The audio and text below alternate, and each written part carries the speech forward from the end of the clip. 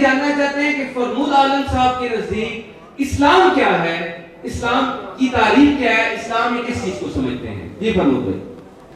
میرے نزد بہت شکریہ آپ کا، آپ کی گفتگو کے لیے بھی ہے، اور اسلامی جمعیت طلباء کے کا بھی بہت زیادہ شکریہ کہ آپ نے مجھے انوائٹ کیا، اور اس دفعہ زیادہ شکریہ اس لیے کہ پچھلی بار کے بعد مجھے لگ رہا تھا کہ شاید توبہ تلہ ہو گئی ہوگی کہ آئندہ نہیں کرا دی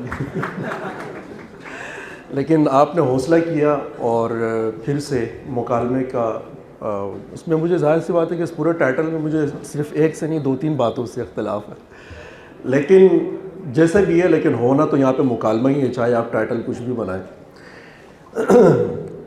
بات شروع کرتے ہیں۔ میرے نزدیک اسلام باقی مذاہب کی طرح ایک مذہب ہی ہے، اور اب آپ مجھ سے پوچھیں گے کہ مذہب کا بنیادی کام کیا ہے، اور میں سمجھتا ہوں کہ مذہب کا جو بنیادی کام ہے، یہ میری طرف سے کوئی فتویٰ نہیں ہے، یا میری رائے ہے، یا میری خواہش ہے کہ ایسا ہونا چاہیے، کہ اور یا مجھے ایسا لگتا ہے کہ تاریخی اعتبار سے ایسا ہوتا بھی رہا ہے کہ وہ انسان کے بنیادی طور پہ جو اس کے اخلاقی وجود ہے اس کے حوالے سے بات کرتا ہے، اس کی تطہیر کی بات کرتا ہے، اس کے تزکیے کی بات کرتا ہے۔ جس پس منظر میں آپ نے سوال کیا ہے، ظاہر سی بات ہے کہ اس پس منظر کو میں بھی سمجھ رہا ہوں کہ آپ کیا پوچھنا چاہ رہے ہیں، آڈینس بھی سمجھتی ہے کہ آپ نے اصل میں کیا پوچھا ہے۔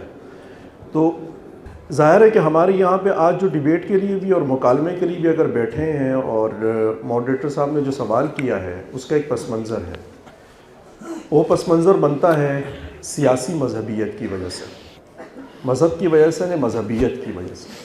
جب میں کہتا ہوں مذہبیت یا ریلیجیوسٹی، اس کا مطلب یہ ہوتا ہے کہ دنیا میں کچھ مذاہب ایسے اب ہیں، اسلام کافی وقت سے، اسلام سے تعلق رکھنے والے ان کے جو نمائندگان تھے، جو علماء اکرام تھے، انہوں نے مختلف وقتوں میں اسلام کا ایک سیاسی تصور پیش کیا۔ اس سیاسی تصور سے مراد، آپ اس کو ان اصطلاحات کو مجھ سے زیادہ سمجھتے ہیں، اس میں اقامت دین کی اصطلاح موجود ہے، اس میں حکومت الہیہ کی اصطلاح موجود ہے، اس میں چھا جانے کا ایک عزم موجود ہے، اور اس میں زیر نگیں کر دینے کا ایک عزم موجود ہے، ایک ارادہ موجود ہے، اور یہ تصور موجود ہے کہ ایک ریاست قائم کرنا جو ہے، ایک مذہبی ریاست قائم کرنا ہماری کوئی ذمہ داری ہے، اور وہ ریاست ہم قائم کریں گے، اور قائم کرنے کے بعد ہمارے جو مذہبی نظریات ہیں بنیادی طور پہ ہم وہاں سے ڈرائیو ہوتے ہوئے وہاں پہ کچھ اصول، کچھ قوانین، کچھ آئینی چیزوں کو وہاں پہ لاگو کریں گے۔ تو وہ یہ سمجھتے ہیں کہ ہمارے جو سیاسی معاملات ہیں یا ہمارے جو اجتماعی معاملات ہیں اس کے اندر بھی مذہب ہماری رہنمائی کرے گا۔ میں ذاتی طور میں اپنے نقطہ نظر میں یہ سمجھتا ہوں کہ مذہب، چاہے وہ آپ نے اسلام کے متعلق پوچھا ہے، لیکن یہ مذہبی بیسیکلی ایک بحث ہے، چاہے وہ اسلام ہو یا اسلام کے علاوہ بھی کوئی مذہب ہو، اگر اس کا یہ اصرار ہے کہ ہم سیاسی حوالے سے بھی اور اجتماعی زندگی کے اندر بھی لوگوں کی رہنمائی براستہ قانون اور آئین ہم کریں گے، تو میں اس نقطہ نظر سے اختلاف رکھتا ہوں۔ باقی آپ نے جو سوال کیا، ظاہر ہے کہ وہ تو باقاعدہ ایک عقیدے سے متعلق ہے۔ مذہب کو میں یا اسلام کو بھی انسان کا اپنا ایک ذاتی معاملہ سمجھتا ہوں بطور سیکولر، اور سیکولرزم ہے بھی یہ کہ یہ آپ کا معاملہ ہے یا آپ کے اور خدا کے بیچ کا کوئی معاملہ ہے، اور سیاست کہتے بھی اس کو ہے، سیاست یا مذہب دو الگ الگ اینٹی ہیں۔ مثال کے طور پہ یہاں پہ سیکولرزم کا اسلام کے ساتھ میری رائے سے کوئی مقابلہ بنتا ہی نہیں، اس لیے نہیں بنتا ہے کہ اسلام ایک عقیدہ ہے۔ سیکولرزم ہو یا ڈیموکریسی ہو یا سوشلزم ہو یا کیپٹلزم ہو یا فیمنزم ہو یا کوئی بھی ازم ہو، وہ ایک نظریہ ہے۔ میرے حساب سے نظریے اور عقیدے کا آپس میں نہ تو تقابل ہو سکتا ہے، نہ اس سے ایک دوسرے کے ساتھ مقابلہ ہو سکتا ہے۔ اسلام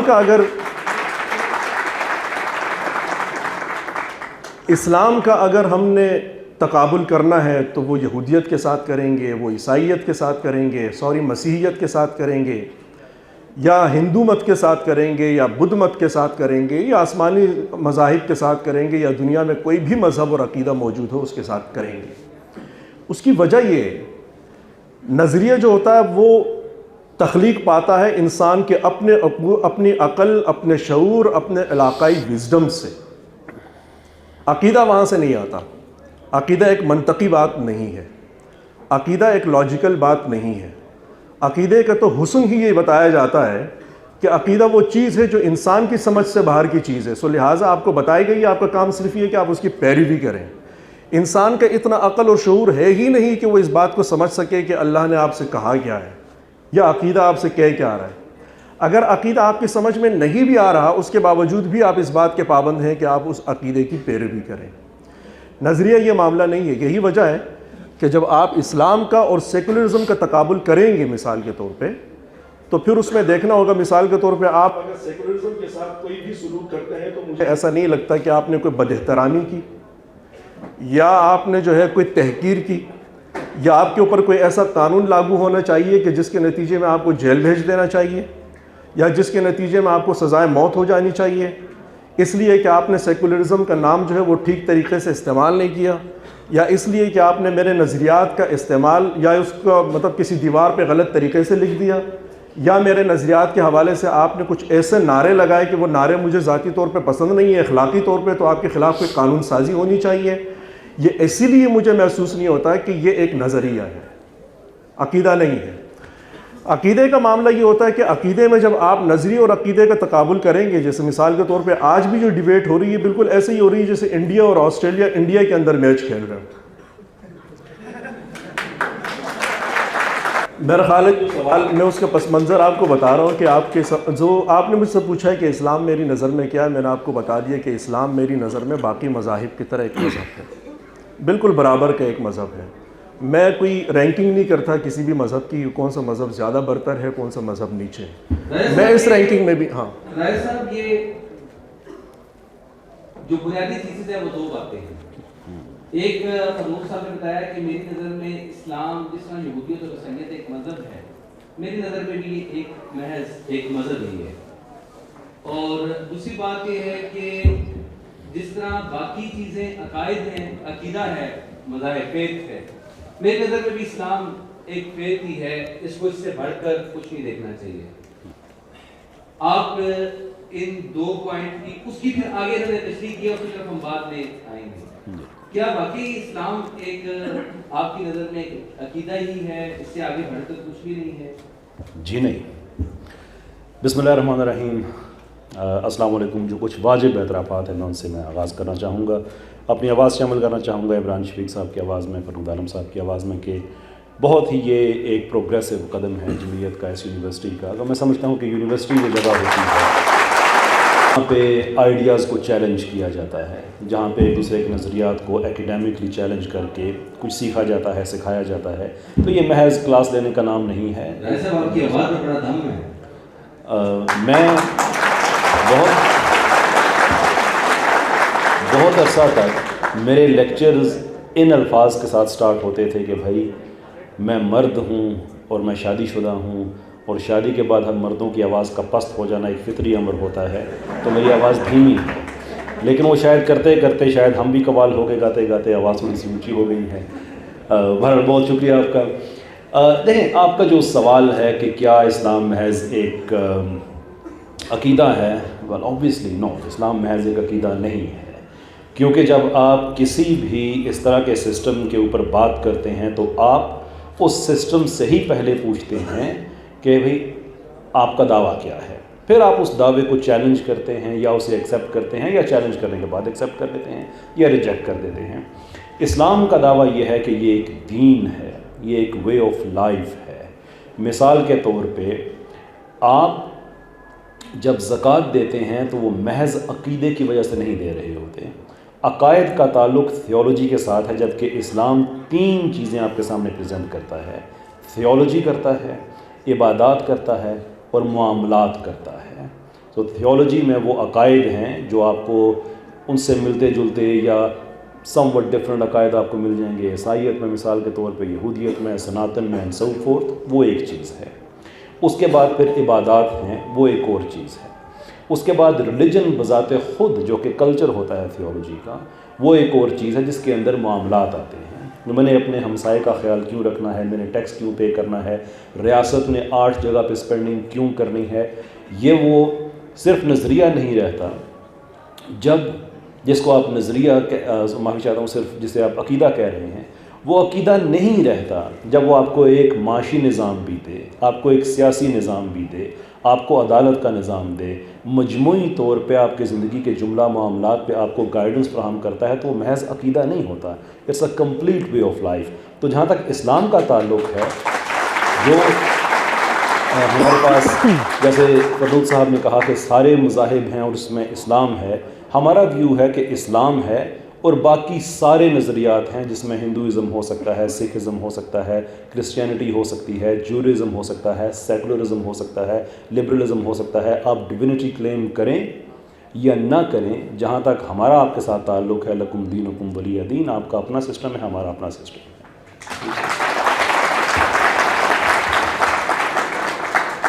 ایک نقطہ تو ہمیں یہاں اسی وقت سمجھ آ جاتا ہے، اور وہ یہ ہے کہ راجہ صاحب کہتے ہیں اسلام ایک مکمل دین ہے، ضابطۂ حیات ہے، اور فرنود صاحب کا یہ کہنا ہے کہ اسلام محض ایک مذہب ہے جس کا تعلق آپ کے عقائد کے ساتھ ہے، عبادات بھی تقریباً انہوں نے اس میں انکلوڈ کرتے ہیں، لیکن معاملات کے ساتھ اس کا کوئی لینا دینا نہیں ہے۔ یہ تو اسلام کی حد تک بات ہوگی، جو دونوں کی ڈیفینیشن ہے آپ کے سامنے آگے اسلام کی۔ اب میں اگلا سوال جس پر آپ زیادہ آپ کا ہوگا کہ آپ اس کو سن بھی سکیں، اس کو سمجھ بھی سکیں، سیکولرزم کی بہت سی ڈیفینیشنز ہیں جو میرے سامنے آتی ہیں، میں اس کو کہیں اس کا ترجمہ کیا جاتا ہے لا دینیت۔ لا دینیت کا مطلب یہ ہے کہ یہ ایسا نظریہ ہے زندگی کا جو یہ کہتا ہے کہ دین نام کی کوئی چیز موجود نہیں ہے، مذہب نام کی اگر وہ چیز ہے بھی تو وہ مذہب کی بنیادوں کو ماننے کے لیے تیار نہیں ہے۔ ایک اس کا یہ نقطہ نظر ہے۔ دوسری تعریف آتی ہے کہ ریاست اور مذہب دو الگ الگ چیزیں ہیں، مذہب کا ریاست کے ساتھ کوئی تعلق نہیں ہے۔ اور جب پاکستان کے پرسپیکٹو میں بات ہوتی ہے یا باقی کچھ ایسے ممالک میں جہاں سیکولرزم ابھی پروان چڑھ رہا ہوتا ہے، تو وہاں یہ زیادہ کیونکہ اسلام کا مکمل انکار کرنا تو شاید مشکل ہو جاتا ہے، تو وہ اسلام کا ریاست کے ساتھ تعلق نہیں ہونا چاہیے، یہ نظریہ زیادہ پروان چڑھتا ہے۔ لیکن یہ بات میں کہوں، راجہ صاحب کہیں یا کوئی اور کہے، اس کی اہمیت نہیں ہے۔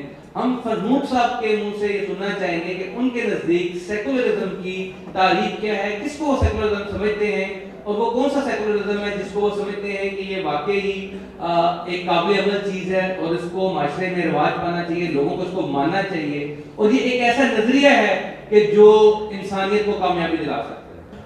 جو بہت شکریہ۔ جو دوسری بات آپ نے کہی، ظاہر سی بات ہے کہ سیکولرزم اسی کو ہی کہا جاتا ہے کہ وہ ایک بقائے باہمی کا اور کو ایگزسٹنس کا ایک پلیٹ فارم ہے جو سوسائٹی کو دیا جاتا ہے، اور جس میں یہ تقاضا کیا جاتا ہے کہ ریاست جو ہے اس کا ذمہ داری اس کی کچھ ذمہ داریاں بنتی ہیں کہ وہ کچھ بندوبست کرے اپنے عوام کے لیے، اس پبلک کے لیے جو اس ریاست کے اندر رہتی ہے۔ اس نے جو انتظامات کرنے ہیں، ان انتظامات کے اندر جو بندوبست کرنے ہیں، ان بندوبست کے اندر بہت بنیادی چیز یہ بھی ہے کہ جتنے بھی لوگ وہاں پہ رہتے ہیں، جن کے جو بھی عقائد اور نظریات ہیں، ان کو اپنی پریکٹسز کے لیے اور اپنی بات کہنے کے لیے یکساں طور پر ان کو سہولیات ملنی چاہیے۔ اس میں یہ نہیں ہو سکتا کہ ایک تعداد میں زیادہ ہے تو اس کے لیے اظہار رائے کا مطلب کچھ ہو، اور جو تعداد میں کم ہے ان کے لیے اظہار رائے کا مطلب کچھ ہو۔ اس میں یہ نہیں ہوگا کہ جس کا عقیدہ میں سمجھتا ہوں کہ میرا عقیدہ جو ہے وہ برحق ہے، اور اس بنیاد پر جو برحق لوگ ہیں، چونکہ میرے پاس اتھارٹی ہے، تو میں برحق لوگوں کو اظہار کی اور پریکٹس کی الگ سے کوئی اجازت دوں، الگ سے اس کی کوئی ڈیفینیشن بیان کروں، اور اس کے علاوہ جو ایسے لوگ رہتے ہیں کہ جن کو میں برحق نہیں سمجھتا یا اپنے برابر کبھی نہیں سمجھتا عقیدے کے اعتبار سے، ان کے لیے الگ طریقے سے اظہار رائے کو یا پریکٹسز کو میں ڈیفائن کروں۔ بنیادی طور پہ بات یہ ہے کہ ریاست کو اس بات کا پابند کرتی ہے سیکولرزم کہ آپ نے اپنے شہری کو اس بنیاد پہ دیکھنا ہی، آپ کو یہ فیصلہ ہی نہیں کرنا کہ ان دو شہریوں کے بیچ میں کس کا عقیدہ بہتر ہے، کس کا عقیدہ بہتر نہیں ہے، کس کا عقیدہ برتر ہے اور کس کا عقیدہ کمتر ہے۔ یہ نہ ریاست کا منصب ہے کہ وہ اس معاملے میں کوئی رائے دے، یہ نہ کانسٹیٹیوشن کا یہ منصب ہے کہ وہ اس معاملے میں کوئی رائے دے، یہ نہ قانون کا یہ منصب ہے کہ وہ اس معاملے میں کوئی رائے دے، اور نہ ہی یہ نصاب کا یہ منصب ہے کہ وہ اس معاملے میں کوئی رائے دے۔ رائے دینا نصاب کا، کانسٹیٹیوشن کا، قانون کا اور ریاست کا کام نہیں ہے. ان کا کام بندوبست ہے، نصاب کا کام تعارف کرانا ہے. یہ فیصلہ آپ نے پبلک کے اوپر چھوڑنا ہے کہ جن چیزوں کا تعارف آپ نے کرا دیا ہے اب لوگ اس کی بنیاد پہ اپنے لیے کیا نقطہ نظر اختیار کرنا چاہتے ہیں. آپ درسگاہ میں کھڑے ہو کے ایک طالب علم کو یہ نہیں بتا سکتے کہ یہ کمتر ہے اور یہ بدتر ہے، یا یہ بہتر ہے یا یہ کم بہتر ہے، یہ زیادہ بہتر ہے. یہ نہیں ہو سکتا. سیکولرزم اسی بات کے لیے اصرار کرتا ہے اور وہ یہی سمجھتا ہے کہ سیاست کا کام جو ہے، سیاست وہ بندے اور بندے کے بیچ کے معاملات کا نام ہے. اگر آپ سیاست کی طرف آئیں گے تو آپ کو پیورلی اور سالڈ طریقے سے ایک نظریے کی طرف آنا پڑے گا، اور وہ نظریہ ایسا ہونا چاہیے کہ جس کا تعلق میری اور آپ کی شہری حیثیت کے ساتھ ہو، میرے اور آپ کی مذہبی حیثیت کے ساتھ اس کا کوئی تعلق نہ ہو. میری اور آپ کی مذہبی حیثیت کے معاملے میں ریاست نے صرف اور صرف ہماری کچھ ضروریات پوری کرنی ہے. میں مسلمان ہوں، مجھے مسجد چاہیے، یہ مسجد پرووائڈ کرنا یہ ریاست کی ذمہ داری ہے. میں ہندو ہوں، مجھے مندر چاہیے، یہ ذمہ داری پوری کرنا یہ ریاست کی ذمہ داری ہے. لیکن کوئی شہری اگر یہ سمجھتا ہے کہ چونکہ میں اپنی آسمانی کتاب کی روشنی میں یا میں اپنی احادیث کی روشنی میں اپنا یہ حق سمجھتا ہوں کہ میں کسی کی تکفیر کروں یا اس کو اپنے سے کم بتاؤں، اور یہ کہنے کے لیے مجھے میڈیا پہ بیٹھ کے کہنے کے لیے حق دیا جائے، یا مجھے ممبر پہ بیٹھ کے کہنے کے لیے یہ حق فراہم کیا جائے، یا مجھے درسگاہ میں بیٹھ کے یہ کہنے کے لیے حق فراہم کیا جائے، سیکولر ریاست اس بات کا تقاضا کرتی ہے کہ یہ حق کسی کو فراہم نہیں کیا جا سکتا. یعنی اس بات کو میں اپنا ہیومن رائٹ نہیں ڈکلیئر کر سکتا ہوں کہ میں نے فلاں شخص کی دل آزاری کرنی ہے یا میں نے فلاں شخص کی ٹانگ کھینچنی ہے. میں سمجھتا ہوں کہ میں اکثریت میں ہوں تو ہم یہ سمجھتے ہیں کہ روزانہ 2-4 لوگوں کو تھپڑ مار دینا یہ ہمارا حق ہے. ریاست کی ذمہ داری ہے کہ میرے لیے یہ بندوبست کرے روزانہ 4-5 لوگوں کو جن کو میں تھپڑ مار سکوں. ریاست یہ نہیں کر سکتی ہے. سو لہٰذا اگر میں کوئی کچھ چیز سمجھتا ہوں کہ میرے حساب سے بہتر ہے اور دوسرے کا اس میں نقصان ہے، مجھے اپنی جگہ سے تھوڑا سا ہٹنا پڑے گا. دوسرا، فرنود صاحب نے تو اس مسئلے کو بڑا ہی سمپل کر دیا ہے. انہوں نے تو سیکولرزم کو بس اتنا کہہ دیا ہے، جو بھی میں ان کی پوری ڈیبیٹ گفتگو کو اگر ایک جملے میں سمونے کی کوشش کروں تو وہ یہ ہے کہ سیکولرزم اتنی ساری بات ہے کہ ریاست میں ایک مذہب والوں کو دوسرے مذہب والوں پر اپنا حق جتانے کی، اپنی فوقیت جتانے کی، اپنی برتری کا اظہار کرنے کی کوئی گنجائش نہیں ہوتی. بس سیکولرزم اتنا سا نہیں ہے. اس سے بڑھ کر ان کے نزدیک سیکولرزم نہیں ہے. یہ جو فرنود صاحب نے سیکولرزم کی ڈیفینیشن بیان کی ہے جتنے سادہ الفاظ میں بنیادی طور پر جو سیکولرزم کو میں سمجھ پایا ہوں، کہ آپ اس سے اتفاق کرتے ہیں کہ سیکولرزم یہی ہے جو ابھی بیان ہوا ہے؟ یہ ایک کوشش رہی ہے بہت عرصہ ویسٹرن مفکرین کی کہ وہ دنیا کو اس چیز پہ کنونس کر سکیں کہ سیکولرزم یہی ہوتا ہے. well انفارچونیٹلی یہ سیکولرزم نہیں ہوتا، کیونکہ اگر یہ سیکولرزم ہوتا تو یہ دنیا میں آج بھی زندہ ہوتا. کوئی وجہ ہی ہے کہ سیکولرزم کو پوسٹ سیکولرزم نے ڈیفیٹ کیا، اور اب تو جو سنجیدہ ایکڈیمکس ہیں جو کہ سوشو پولیٹیکل کومنٹیٹرز ہیں وہ تو یہ بھی کہتے ہیں کہ 2012-13 آن ورڈز پوسٹ سیکولرزم بھی دنیا میں ختم ہو رہا ہے، بلکہ پوسٹ سیکولرزم کی طرف دنیا جا رہی ہے جس میں ریلیجن کی ریسرجنس ہو رہی ہے پبلک پالیسی میں. تو اگر یہی جو فرنود صاحب نے فرمایا کہ یہ سیکولرزم ہوتا ہے بھی تمہارا مذہب اس کا، تمہارا مذہب اس کا، آئی ڈونٹ تھنک کہ یہ معاملات اتنے سمپل ہیں. میں آپ کو اس کی 2-3 ایگزامپلس دیتا ہوں. نمبر 1 یہ کہ یہ کہنا کہ کوئی آدمی یہ نہیں سمجھ سکتا ریاست کی پالیسی کے تحت کہ میرا مذہب آپ کے مذہب سے بہتر ہے، میرے خیال میں اس میں کوئی بری بات نہیں ہے، آپ کا حق ہے. ایک ہندو جو بھلے پاکستان میں ہے یا ہندوستان میں ہے، جہاں پہ بھی ہے، وہ ہندوازم کو اسلام سے بہتر سمجھتا ہے تو وہ ہندو ہے. And I have no problem with it. وہ اس کی ذاتی رائے ہے، سمجھے. وہ اسلام کو سے بہتر سمجھتا مسلمان ہو گئے. ایک کرسچن کا بھی یہی معاملہ ہے کہ بحیثیت مسلمان میرے پاس بھی حق ہے کہ میں اسلام کو کسی اور کے سسٹم سے بہتر سمجھتا ہوں تو مسلمان ہوں.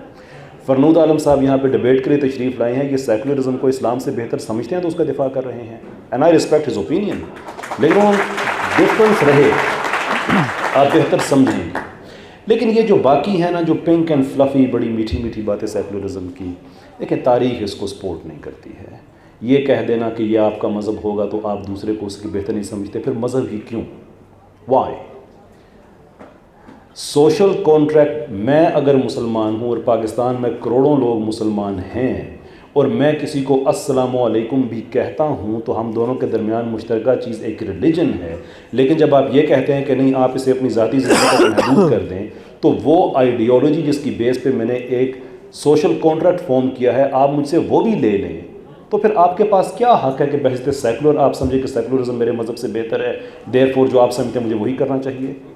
مجھے یہ کیوں مجبوری ہے کہ میں مسجد میں جا کے خود کو مسلمان ڈکلیئر کروں، مسجد سے باہر آ کے کہوں کہ نہیں وہ میرا ذاتی معاملہ تھا، میں یہاں پہ پبلک پالیسی میری وہی ہوگی. اور پبلک پالیسی کون طے کرے گا؟ اگر ڈیموکریسی طے کرے گی تو لوگوں کی ڈیموکریٹک ول تو ہمیشہ دنیا کے سامنے ہے جو پاکستان میں ہے کہ پاکستان اسلامی نظام کے لیے بنایا گیا تھا. پاکستان میں لوگ چاہتے ہیں کہ جتنے بھی سروے ہیں اور انڈیپینڈنٹ، میں پاکستانی سروس کی بات نہیں کر رہا، پاکستان سے باہر کے سرویز، سارے کے سارے سرویز یہ کنفرم کرتے ہیں کہ پاکستان میں لوگ شریعت کا نظام چاہتے ہیں.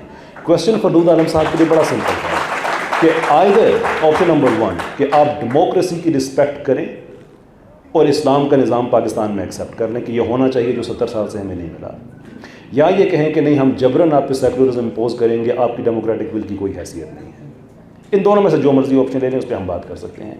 ایک اور آخری بات، بڑی اہم بات کہ اگین یہ جو بڑی میٹھی میٹھی باتیں ہیں کہ اس میں آئیڈیاز کے جو ڈفرینس ہوتا ہے اس کو ایکسیپٹ کیا جاتا ہے اور ریاست ان معاملات میں دخل نہیں دیتی ہے. ہسٹری اگر آپ سیکولرزم کی دیکھتے ہیں 150 ملین سے زیادہ لوگ سیکولر حکومتوں نے، پچھلی صدی کی 3 سیکولر حکومتوں نے 15 کروڑ سے زیادہ لوگ اختلاف کی وجہ سے مار دیے، بچے بھی مار دیے، پریگننٹ عورتیں مار دی، ڈسیبل لوگوں کو مار دیا. جب فرانس میں اسٹیٹ سیکولرزم کو امپوز کیا جا رہا تھا، جو رین آف ٹیرر ہے فرانس کی ہسٹری میں، انقلاب فرانس کی بات ہو رہی ہے، جو لاز آف سسپیکٹ 1793 بنایا گیا، اس میں اس شک کی بنیاد پہ بھی گولیاں مارنے کی اجازت تھی کہ کسی پادری کو پناہ دی گئی ہے. رشیا میں کوئی 50,000 چرچز تھے، 5,000 بھی نہیں چھوڑے. یوکرین میں مختلف سٹڈیز کے مطابق اپ ٹو 6 ملین لوگ ان سیکولرز نے اختلاف کی وجہ سے بھوک سے مار دیے، فیمن کریٹ کر کے. سیکولرزم کی تاریخ دنیا میں، یعنی کہ جتنے بھی ہمارے پاس فگرز ہیں، ہمارے پاس کلیئرٹی نہیں ہے، لیکن جو اپر اینڈ ہے فگرز کا وہ ہے اپ ٹو 259 ملین، 25.9 کروڑ لوگ سیکولرز کے ہاتھوں ڈس ایگریمنٹ کی وجہ سے مرے ہیں. دنیا میں کسی اور فکری طبقے نے اتنا خون نہیں بہایا جتنا سیکولرز نے بہایا ہے. یہ کتابی میٹھی میٹھی باتیں بڑی اچھی ہیں لیکن کتابیں کھول کے دیکھیں، history is not on their side.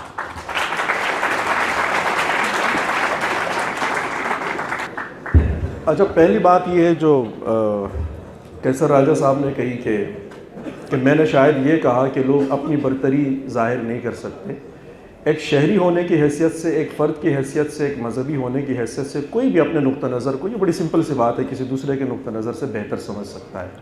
ٹھیک ہے، جو میں نے بات کی وہ اس کانٹیکسٹ میں کی کہ میں یہ تقاضا نہیں کر سکتا کہ چونکہ میں اپنے آپ کو برحق اور برتر سمجھتا ہوں تو لہٰذا میرا اسٹیٹس الگ سے ڈیفائن کیا جائے. اور جو میرے مقابلے میں دوسرے لوگ یہاں پہ بیٹھے ہیں، بڑا صاف ستھرے انداز میں کہہ دیتا ہوں، آپ کے پاکستان میں جو احمدی مکتبہ فکر ہے، قادیانی جو آپ کے پاکستان میں ہے، کانسٹیٹیوشن نے، پاکستان کی ہی کانسٹیٹیوشن نے ان کے جو رائٹس ہیں وہ بالکل الگ سے ڈیفائن کیے ہوئے ہیں. پاکستان کے جو غیر مسلم اقلیت ہیں ان کے میں الگ سے کہوں گا کہ ان کے جو رائٹس ہیں وہ کانسٹیٹیوشن نے اور آپ کے قوانین نے ان کو بالکل الگ سے ڈیفائن کیے ہوئے ہیں. اس کی وجہ کیا بتائی جاتی ہے؟ وجہ اس کا عقیدہ ہی ہے. یہ شخص کم ہے، کیوں کم ہے؟ اس کا عقیدہ میرا عقیدے کے حساب سے ٹھیک نہیں. بہرحال میں یہ آپ سے عرض کر رہا تھا کہ اب اگر آپ وہ قوانین کو اٹھائیں کہ یہ قوانین کس بنیاد پہ لاگو کیے گئے ہیں تو آپ اس کے لیے کوئی نظریاتی، کوئی منطقی، کوئی لاجیکل وجہ نہیں بتاتے.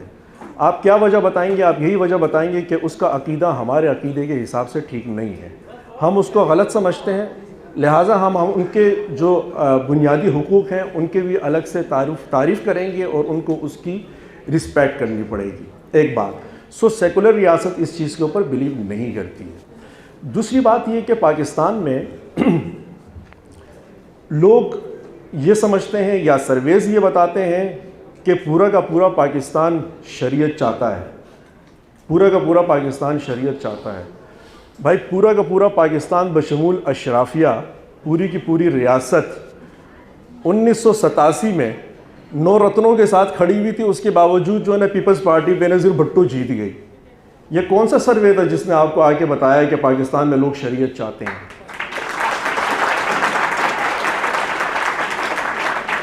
باوجود اس کے کہ ریاستی اشرافیہ اور پوری اسٹیٹ اور اس کے باقی کے پلیئرز آپ کے ساتھ نہیں ہیں، اس کے باوجود عوامی نیشنل پارٹی پختونخوا میں جیتتی ہے۔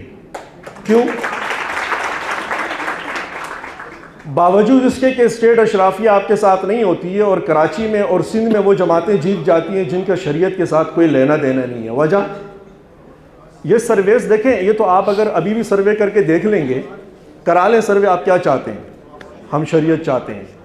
اب ایک ایک کو الگ کریں اور اس سے پوچھیں کہ شریعت آپ کیا سمجھتے ہیں، کسے کہتے ہیں؟ میرا خیال ہے کہ سوائے اسلامی جماعت طلبہ کے کارکنوں کے کسی 2 بندوں کی شریعت آپس میں میچ نہیں کرے گی۔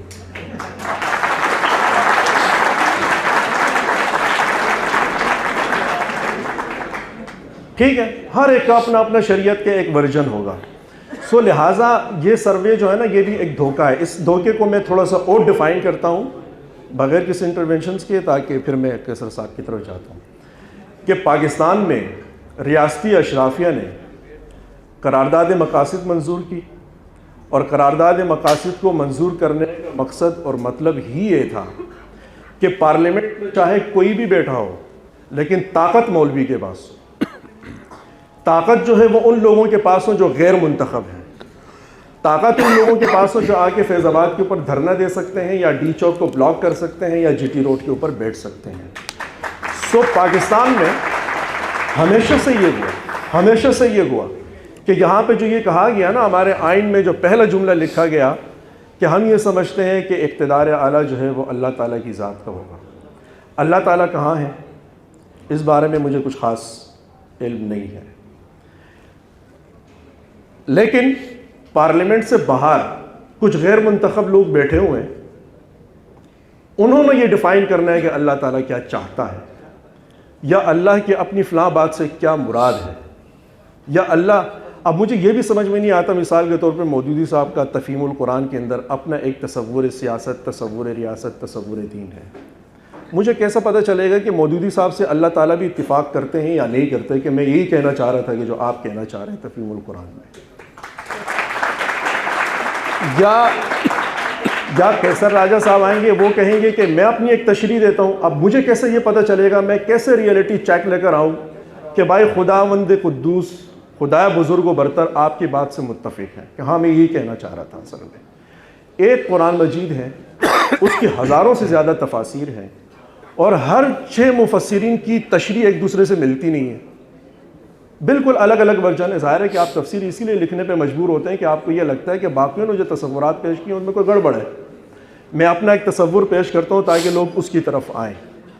یہ ارادہ بہت ٹھیک ہے، لیکن اس کے اوپر یہ سمجھنا ہے کہ ہم مذہب کو ایک بائنڈنگ فورس بنا سکتے ہیں کسی ڈائیورس سوسائٹی کے اندر، تو میں بڑا احتیاط کے ساتھ بھی اور آپ کی اجازت کے ساتھ بھی یہ کہنا چاہتا ہوں کہ یہ چیز تو کرنے اول میں بھی آپ ثابت نہیں کر سکتے کہ مذہب جو ہے وہ بائنڈنگ فورس بنی ہو ایک ڈائیورس کمیونٹی کے اندر۔ جب اسلام کے اپنے اکابر زندہ تھے، جب ان کے مشاہیر زندہ تھے، جب وہ لوگ زندہ تھے جن لوگوں نے براہ راست تعلیم حاصل کی اپنے بڑوں سے، ان کی زندگیوں میں بھی نیچے جب سیاسی طور پہ آپ دیکھتے ہیں تو آپ کو نظر آتا ہے کہ مذہب ایک بائنڈنگ فورس ان کے بیچ نہیں بن پاتی ہے۔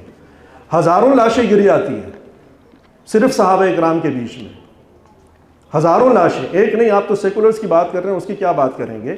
صحابہ اکرام کے بیچ میں 35 ہزار اور 70 ہزار لاشیں گری ہوئی اور زخمی رکھے ہوئے ہیں، کسی سیکولر نے آ کے نہیں مارا۔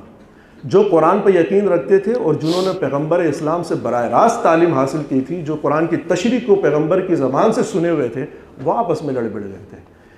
4 صحابہ اکرام ایسے آپ نہیں دکھا سکتے کہ جن کا نقطہ نظر ایک دوسرے سے میچ کرتا ہو۔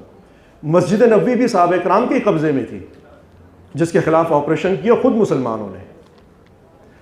مسجد حرام بھی صحابہ اکرام کے قبضے میں تھی، لیکن جو مسجد حرام میں بیٹھے ہیں ان کا نقطہ نظر اور ہے، جو بصرہ میں بیٹھے ہیں ان کا نقطہ نظر اور ہے، جو مصر میں بیٹھے ہیں ان کا نقطہ نظر اور ہے، جو مسجد نبوی میں بیٹھے ہیں ان کا نقطہ نظر اور ہے، اور انتہائی بالکل بنی ساعدہ کے اندر جب صحابہ کرام بیٹھے ہوئے تو 5 گروپ اس موقع کے اوپر موجود ہے اور ان کی تشریح ایک دوسرے سے میچ نہیں کرتی. تو میرا کہنے کا مقصد یہ ہے کہ وہ اس وقت ایک فورس نہیں بن پا رہی ہے مجھے اور آپ کو جوڑے رکھنے کے لیے. تو آج تو اتنی ڈائیورس ہو گئی ہے دنیا اور وہ لوگ ہی ختم ہو گئے کہ جنہوں نے براہ راست قرآن ان ہستیوں سے پڑھا ہو یا اپنی مذہبی کتاب ان ہستیوں سے پڑھی ہو جن لوگوں کے اوپر وہ کتاب نازل ہوئی یا جن لوگوں نے وہ کتاب انہوں نے خود لکھ کے دی. سیکولرس، اب لاسٹ میں پوائنٹ کی طرف آتا ہوں کہ جو سیکولر لوگ ہیں انہوں نے ہزاروں لاکھوں لوگوں کو قتل کر دیا. بالکل جنہوں نے قتل کیا وہ یقیناً کوئی سیکولر ہوگا، کوئی نیشنلسٹ ہوگا، کوئی لبرل ہوگا، کوئی کسی اور نقطہ نظر کا حامل لوگ ہوں گے. لیکن آپ یہ نہیں دکھا سکتے کہ ایک بھی شخص کھڑا ہوا اور اس نے سیکولرزم کی کوئی دستاویز اٹھائی اور اس نے کہا ہو کہ اس کتاب کے اندر یہ لکھا ہوا ہے کہ میں نے تم لوگوں کو مارنا ہے.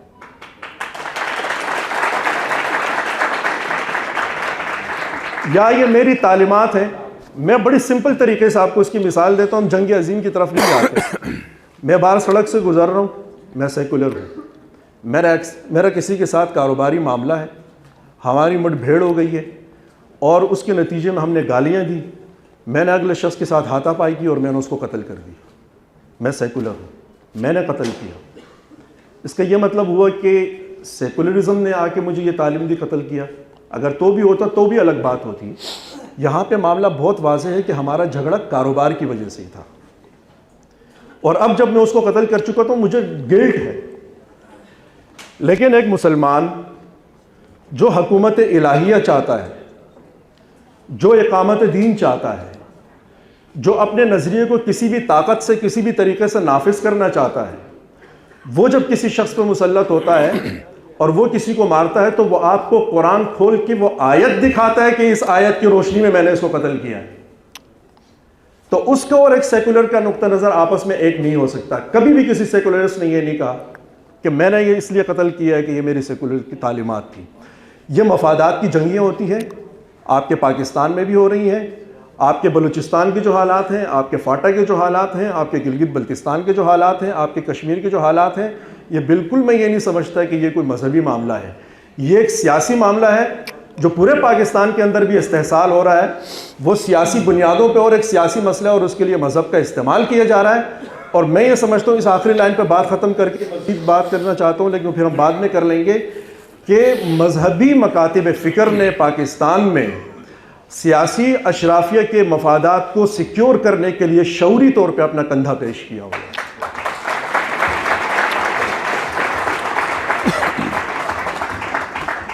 بہت شکریہ آپ کا. اب یہ لسٹ لمبی ہے، جہاں سے اگر مجھے کوئی ایک آدھا پوائنٹ بھول گیا تو کائنڈلی تھوڑی سی اسسٹ کیجیے گا.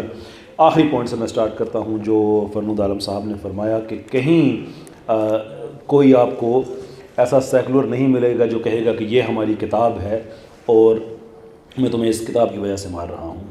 ویل ایم ویری شیور کہ فرنود عالم صاحب کی یا کسی بھی سیکولر کی ان کروڑوں لوگوں میں سے جن کی جانیں گئی ہیں سیکولرز کے ہاتھوں، اگر کبھی خواب میں ان سے ملاقات ہو اور یہ اسے بتائیں کہ تمہیں کسی کتاب کی وجہ سے نہیں مارا گیا تھا تو وہ آگے سے شاید یہ کہہ دے کہ یار اب میں بڑا اچھا فیل کر رہا ہوں کہ تم نے مجھے کسی کتاب کی وجہ سے نہیں مارا، ویسے مار دیا.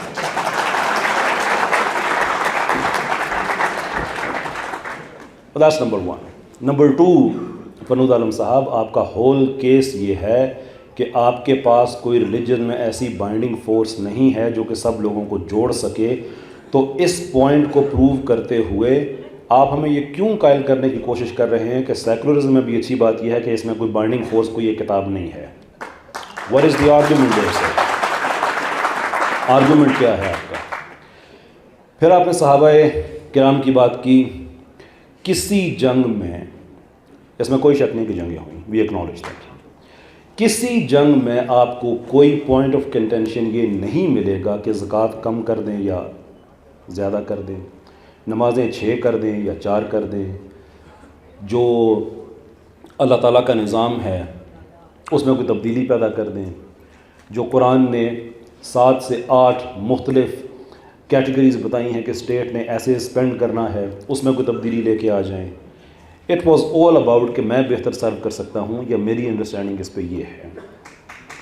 اٹ واز نیور اباؤٹ کہ اسلام کی ہمیں سمجھ نہیں ہے. تو میں بتاتا ہوں کہ اسلام اچھا کون سا ہے. پھر تھوڑا سا اور پیچھے جاتے ہیں. فرنود عالم صاحب نے یہ بھی بات فرمائی کہ میں یہ نہیں کہہ رہا کہ سارے سرویز جو ہیں وہ کہتے ہیں کہ سارا پاکستان یہ چاہتا ہے کہ شریعت آ جائے. میں بھی نہیں کہتا کہ سارا پاکستان, کسی سروے میں سارا پاکستان نہیں کہے گا, کسی سروے میں آپ کو 100% رزلٹ نہیں ملے گا. ایون کوئی میرے سامنے کوئی سروے رکھے کہے کہ سارا پاکستان کہتا ہے کہ شریعت آ جائے, اسلامی نظام آ جائے, تو سروے کو میں بھی نہیں مانوں گا, میں کہوں گا یہ جعلی ہے. لیکن جب 80%, 90%, 95%, ان سم کیسز 97% لوگ یہ بات کہہ رہے ہیں, تو ہم اس کو یہ نہیں کہہ سکتے کہ یہ بھی ایک فراڈ ہے, یہ ایک جھوٹ ہے. You have to come up with some argument. صرف ایموشنل رینٹنگ اس کو سائڈ پہ کر دینا یہ نہ نہیں. اس کے اندر انہوں نے یہ فرمایا کہ پاکستان پیپلز پارٹی کو لوگوں نے ووٹ دیے تھے. شور, وائی ڈو یو تھنک کہ ہم ابھی تک بھگت رہے ہیں؟ اگر شریعت کو ووٹ دیے ہوتے تو پاکستان میں آپ کے گھر گیس پہنچتی at the cost of production. کہ اللہ کا یہ قانون ہے کہ زمین سے جو چیزیں آتی ہیں, جو قدرتی وسائل ہیں, ان پہ سب کا حق ہے. بجلی آپ کے گھر میں آتی ہے ایٹ کوسٹ آف پروڈکشن. تھوڑے سے یونٹ کے بعد آپ ہزاروں روپے کے بل نہ دے رہے ہوتے. انہوں نے اشرافیہ کا ذکر کیا. ہماری اشرافیہ سیکولر ہے, مجھ سے کوئی آدمی ڈیبیٹ کر لے. اوپر جتنی پالیسی میکنگ ہوتی ہے سب سیکولر ہوتی ہے. جو پاکستان کا آدھا بجٹ کھا جاتے ہیں, جہاں پہ اسلامی حکومت ہوتی تو یہ سارا کچھ نہ ہو رہا ہوتا.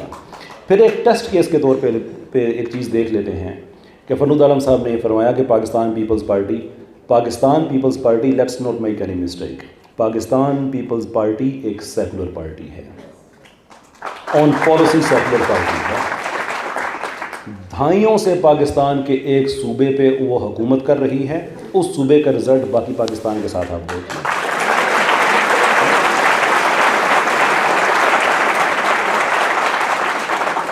ہندو بچیوں کی زبردستی آپ ان کو, چونکہ آپ نے سسٹم کے اندر رہنا تو نکاح تو کرنا ہے, آپ زبردستی ان کا مذہب چینج کر کے ان کو مسلمان بنا کے ان کی عزتیں لوٹیں. میں ایسو عزت لوٹے ہی کہوں گا, اس لیے کہ اسلام میں اس نکاح کو ریکگنائز نہیں کیا جاتا. آپ وہ کر کے پیپلز پارٹی میں چلے جائیں, کوئی آپ کو پوچھ نہیں سکتا. آپ لوگوں کی زمینوں پہ قبضے کر لیں, کوئی آپ کو پوچھ نہیں سکتا. آپ کنگز پارٹی میں, آپ سیکولر پارٹی میں ہیں. اور یہ کوئی انوملی نہیں ہے جو پاکستان پیپلز پارٹی کرتی ہے, یہ سیکولرزم کا مزاج ہے. یہ جو انہوں نے کوئی 26 کروڑ کے لگ بھگ جو لوگ میں نے بتائے ہیں مارے, یہ محبت میں نہیں مارے ہوئے, اس میں ڈسینٹ نہیں ہے. آپ کسی سیکولر گورنمنٹ کے میں رہ کے آپ اس کو انکار نہیں کر سکتے. ایون جو ایک اور ایگزامپل دی فرنود عالم صاحب نے کہ یہاں پہ کسی کا ریلیجن ایسے, اور وہ اسٹیٹ کا کام نہیں ہوتا کہ ریلیجن کو وہ ریگولیٹ کرے اور لوگوں کے ذاتی معاملات میں کرے. نو سر, نو مائی ڈیئر سر, یہ سب فیس بک کی باتیں ہیں. میں 23 سال یورپ میں رہا ہوں. فار آل پریکٹیکل پرپسز جو سیکولر ملک ہیں میں ان میں رہا ہوں. وہاں پہ بھی فنڈامنٹل ہیومن رائٹس پائے جاتے ہیں. Article 9 European convention on human rights, آپ کے پاس فریڈم ہے تھاٹ کی, کانشنس کی اور ریلیجن کی. لیکن پتہ ہے آپ کے پاس آزادی کس چیز کی نہیں ہے؟ ریلیجن کی مینیفیسٹیشن کی. ریلیجن کی ہے, اپنے ذہن میں رکھیں. ایک سیکولر ملک میں اور 4 ایسی خواتین جو مجھ سے شادی کرنے پہ راضی ہیں, ہم 5 لوگ ایک بندھن میں نہیں بن سکتے. ہمارا ذاتی معاملہ ہے, ہمارا ریلیجن ہے, ہم اسے پریکٹس نہیں کر سکتے اس لیے کہ یہ سیکولر اقدار کے خلاف ہے. یو کی ناٹ ڈو دیٹ. اس کے لیے آپ کو اور ہیلے بہانے کرنے پڑتے ہیں. حالانکہ ذاتی زندگی ہے نا, آپ سیکولرزم اگر یہ ہے کہ ذاتی زندگی میں جو مرضی کرو, میں 5 گرل فرینڈز رکھ لوں کوئی پرابلم نہیں ہے, تو یہ سیکولرزم کے خلاف نہیں ہے. لیکن 4 اور عورتیں ہیں جو مجھ سے اپنی راضی نامے سے خوشی سے شادی کرنا چاہتی ہیں, سیکولر اسٹیٹ الاؤ نہیں کرے گی. یہ میں آپ کو ایک چھوٹی سی ایگزامپل دے رہا ہوں, اس کے علاوہ اور بہت سی چیزیں ہیں. یہی وجہ ہے کہ جو فنڈامنٹل ہیومن رائٹس ہیں وہ 3 کیٹیگریز میں آتے ہیں, ایبسلوٹس, کوالیفائڈ اینڈ ریسٹرکٹیڈ. جو ایبسلوٹ رائٹس ہیں وہ اصل میں 2 ہی ہیں, باقی سارے کے سارے ادھر آپ کو کوالیفائی کرنا پڑتا ہے یا اس پہ کوئی نہ کوئی حد لگی ہوئی ہوتی ہے. یہ کوئی یوفوریا جو ہمیں بتایا جاتا ہے نا کہ سیکولر کنٹریز میں آپ جو مرضی کریں سارا کچھ ٹھیک ہی وہاں پہ چل رہا ہوتا ہے, نو, ایسا نہیں ہے. قانون ہے وہاں پہ. فنڈامنٹل ہیومن رائٹس کا تعلق آپ کے جرائم سے نہیں ہوتا. Fundamental human rights cocaine user کے پاس بھی اتنے ہی ہوتے ہیں, لیکن وہ کوکین نہیں پی سکتا اپنے فنڈامنٹل ہیومن رائٹس کو سامنے رکھ کے. ایسے ہی کوئی آدمی اٹھ کے سامنے آپ کا مذہب چوری کر کے اس کے اندر اپنا نبی ایڈ کر دے تو اس کے فنڈامنٹل ہیومن رائٹس سبورٹ نہیں ہوئے, لیکن اس نے ایک جرم کیا تھا.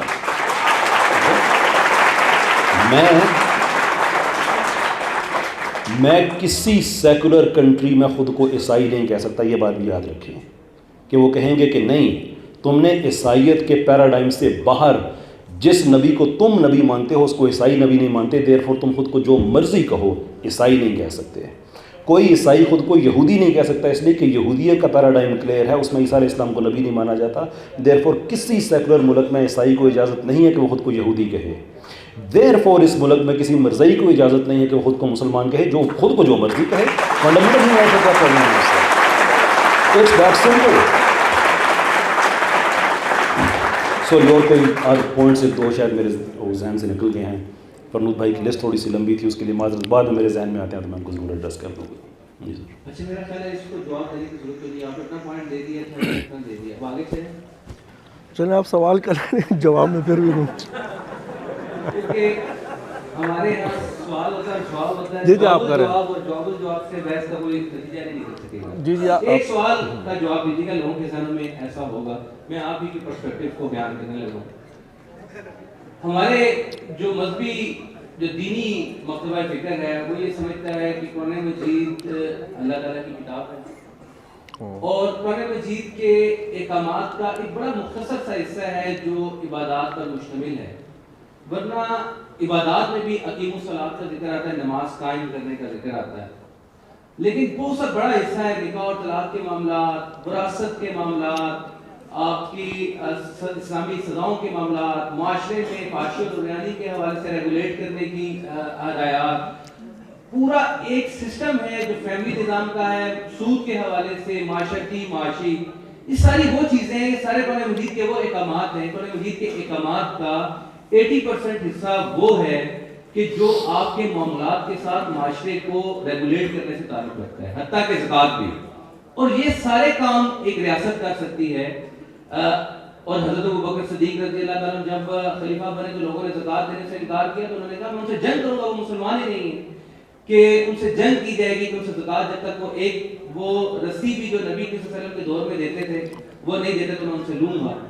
تو یعنی یہ ریلیجیس پیراڈائم یہ ہے کہ آپ اسلام کے 80% حصے پر عمل ہی نہیں، ایون جہاد بھی کرنا ہے تو اس کا اعلان بھی ریاست کرے گی، اگر ریاست نہیں اعلان کرے گی تو جہاد آپ انڈیویجول سطح پر اس کی بھی اجازت نہیں ہے۔ تو اس کے آپ اسلام کو مولانا مودودی یا کسی اور سے نہ سمجھیں، آپ اسلام کو قرآن مجید سے سمجھیں۔ قرآن مجید ایک مسلمان کو جو تعلیم دیتا ہے نا، وہ قرآن مجید کی آیات ہیں جس پر ہم سارے بلیو کرتے ہیں کہ هو الذی ارسل رسولہ بالہدی ودین الحق لیظہرہ علی الدین کلہ ولو کرہ المشرکون ولو کرہ الکافرون، یعنی یہ قرآن مجید کی آیات ہیں۔ تو ایک بحثیت، اب آپ کا نقطہ نظر پاکستانی ایک مسلمان کا نقطہ نظر یہ ہے کہ میں اپنے دین پر عمل ہی نہیں کر سکتا اگر ریاست پر یہ چیز اس کو نافذ نہ کرے گی، اگر اس کی قوت نافذہ نہ ہو۔ آپ کہتے ہیں کہ یہ اس کو کیسے آپ ڈیل کرتے ہیں اس کوشچن کو؟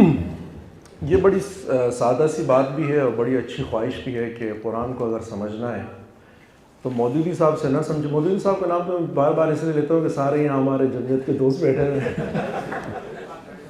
نہیں، یہ آپ کی غلط فہمی ہو رہی ہے، اس میں بہت کم تعداد جمعیت کی ہوتی ہے، یہ سارے اسلامی یونیورسٹی کے طلبہ ہیں، اور بلکہ باہر سے لوگ آپ کو سننے آئے ہیں اور آپ کس سے نظر کے لوگ ہیں۔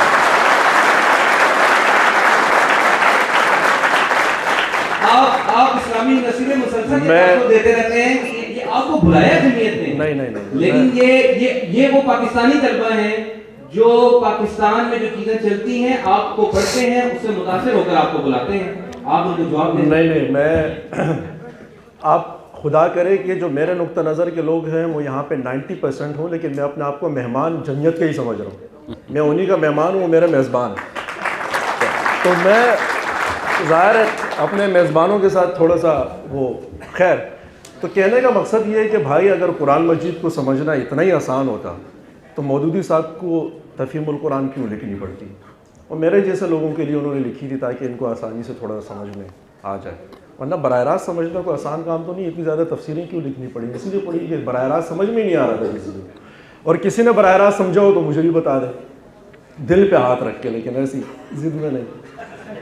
دوسری بات یہ ہے کہ جو قیصر راجہ صاحب نے بات کی ابتدا میں قرن اول میں کہ ان کے بیچ مسئلہ نمازوں کے نہیں تھا، یا ان کے بیچ مسئلہ روزے پہ نہیں تھا، ان کے بیچ مسئلہ زکوٰۃ پہ نہیں تھا، وغیرہ وغیرہ، میں تو یہاں تک کہتا ہوں پھر آپ کی اجازت کے ساتھ اور بہت احترام کے ساتھ کہ اتفاق تو ان کے بیچ قرآن مجید پہ بھی نہیں تھا۔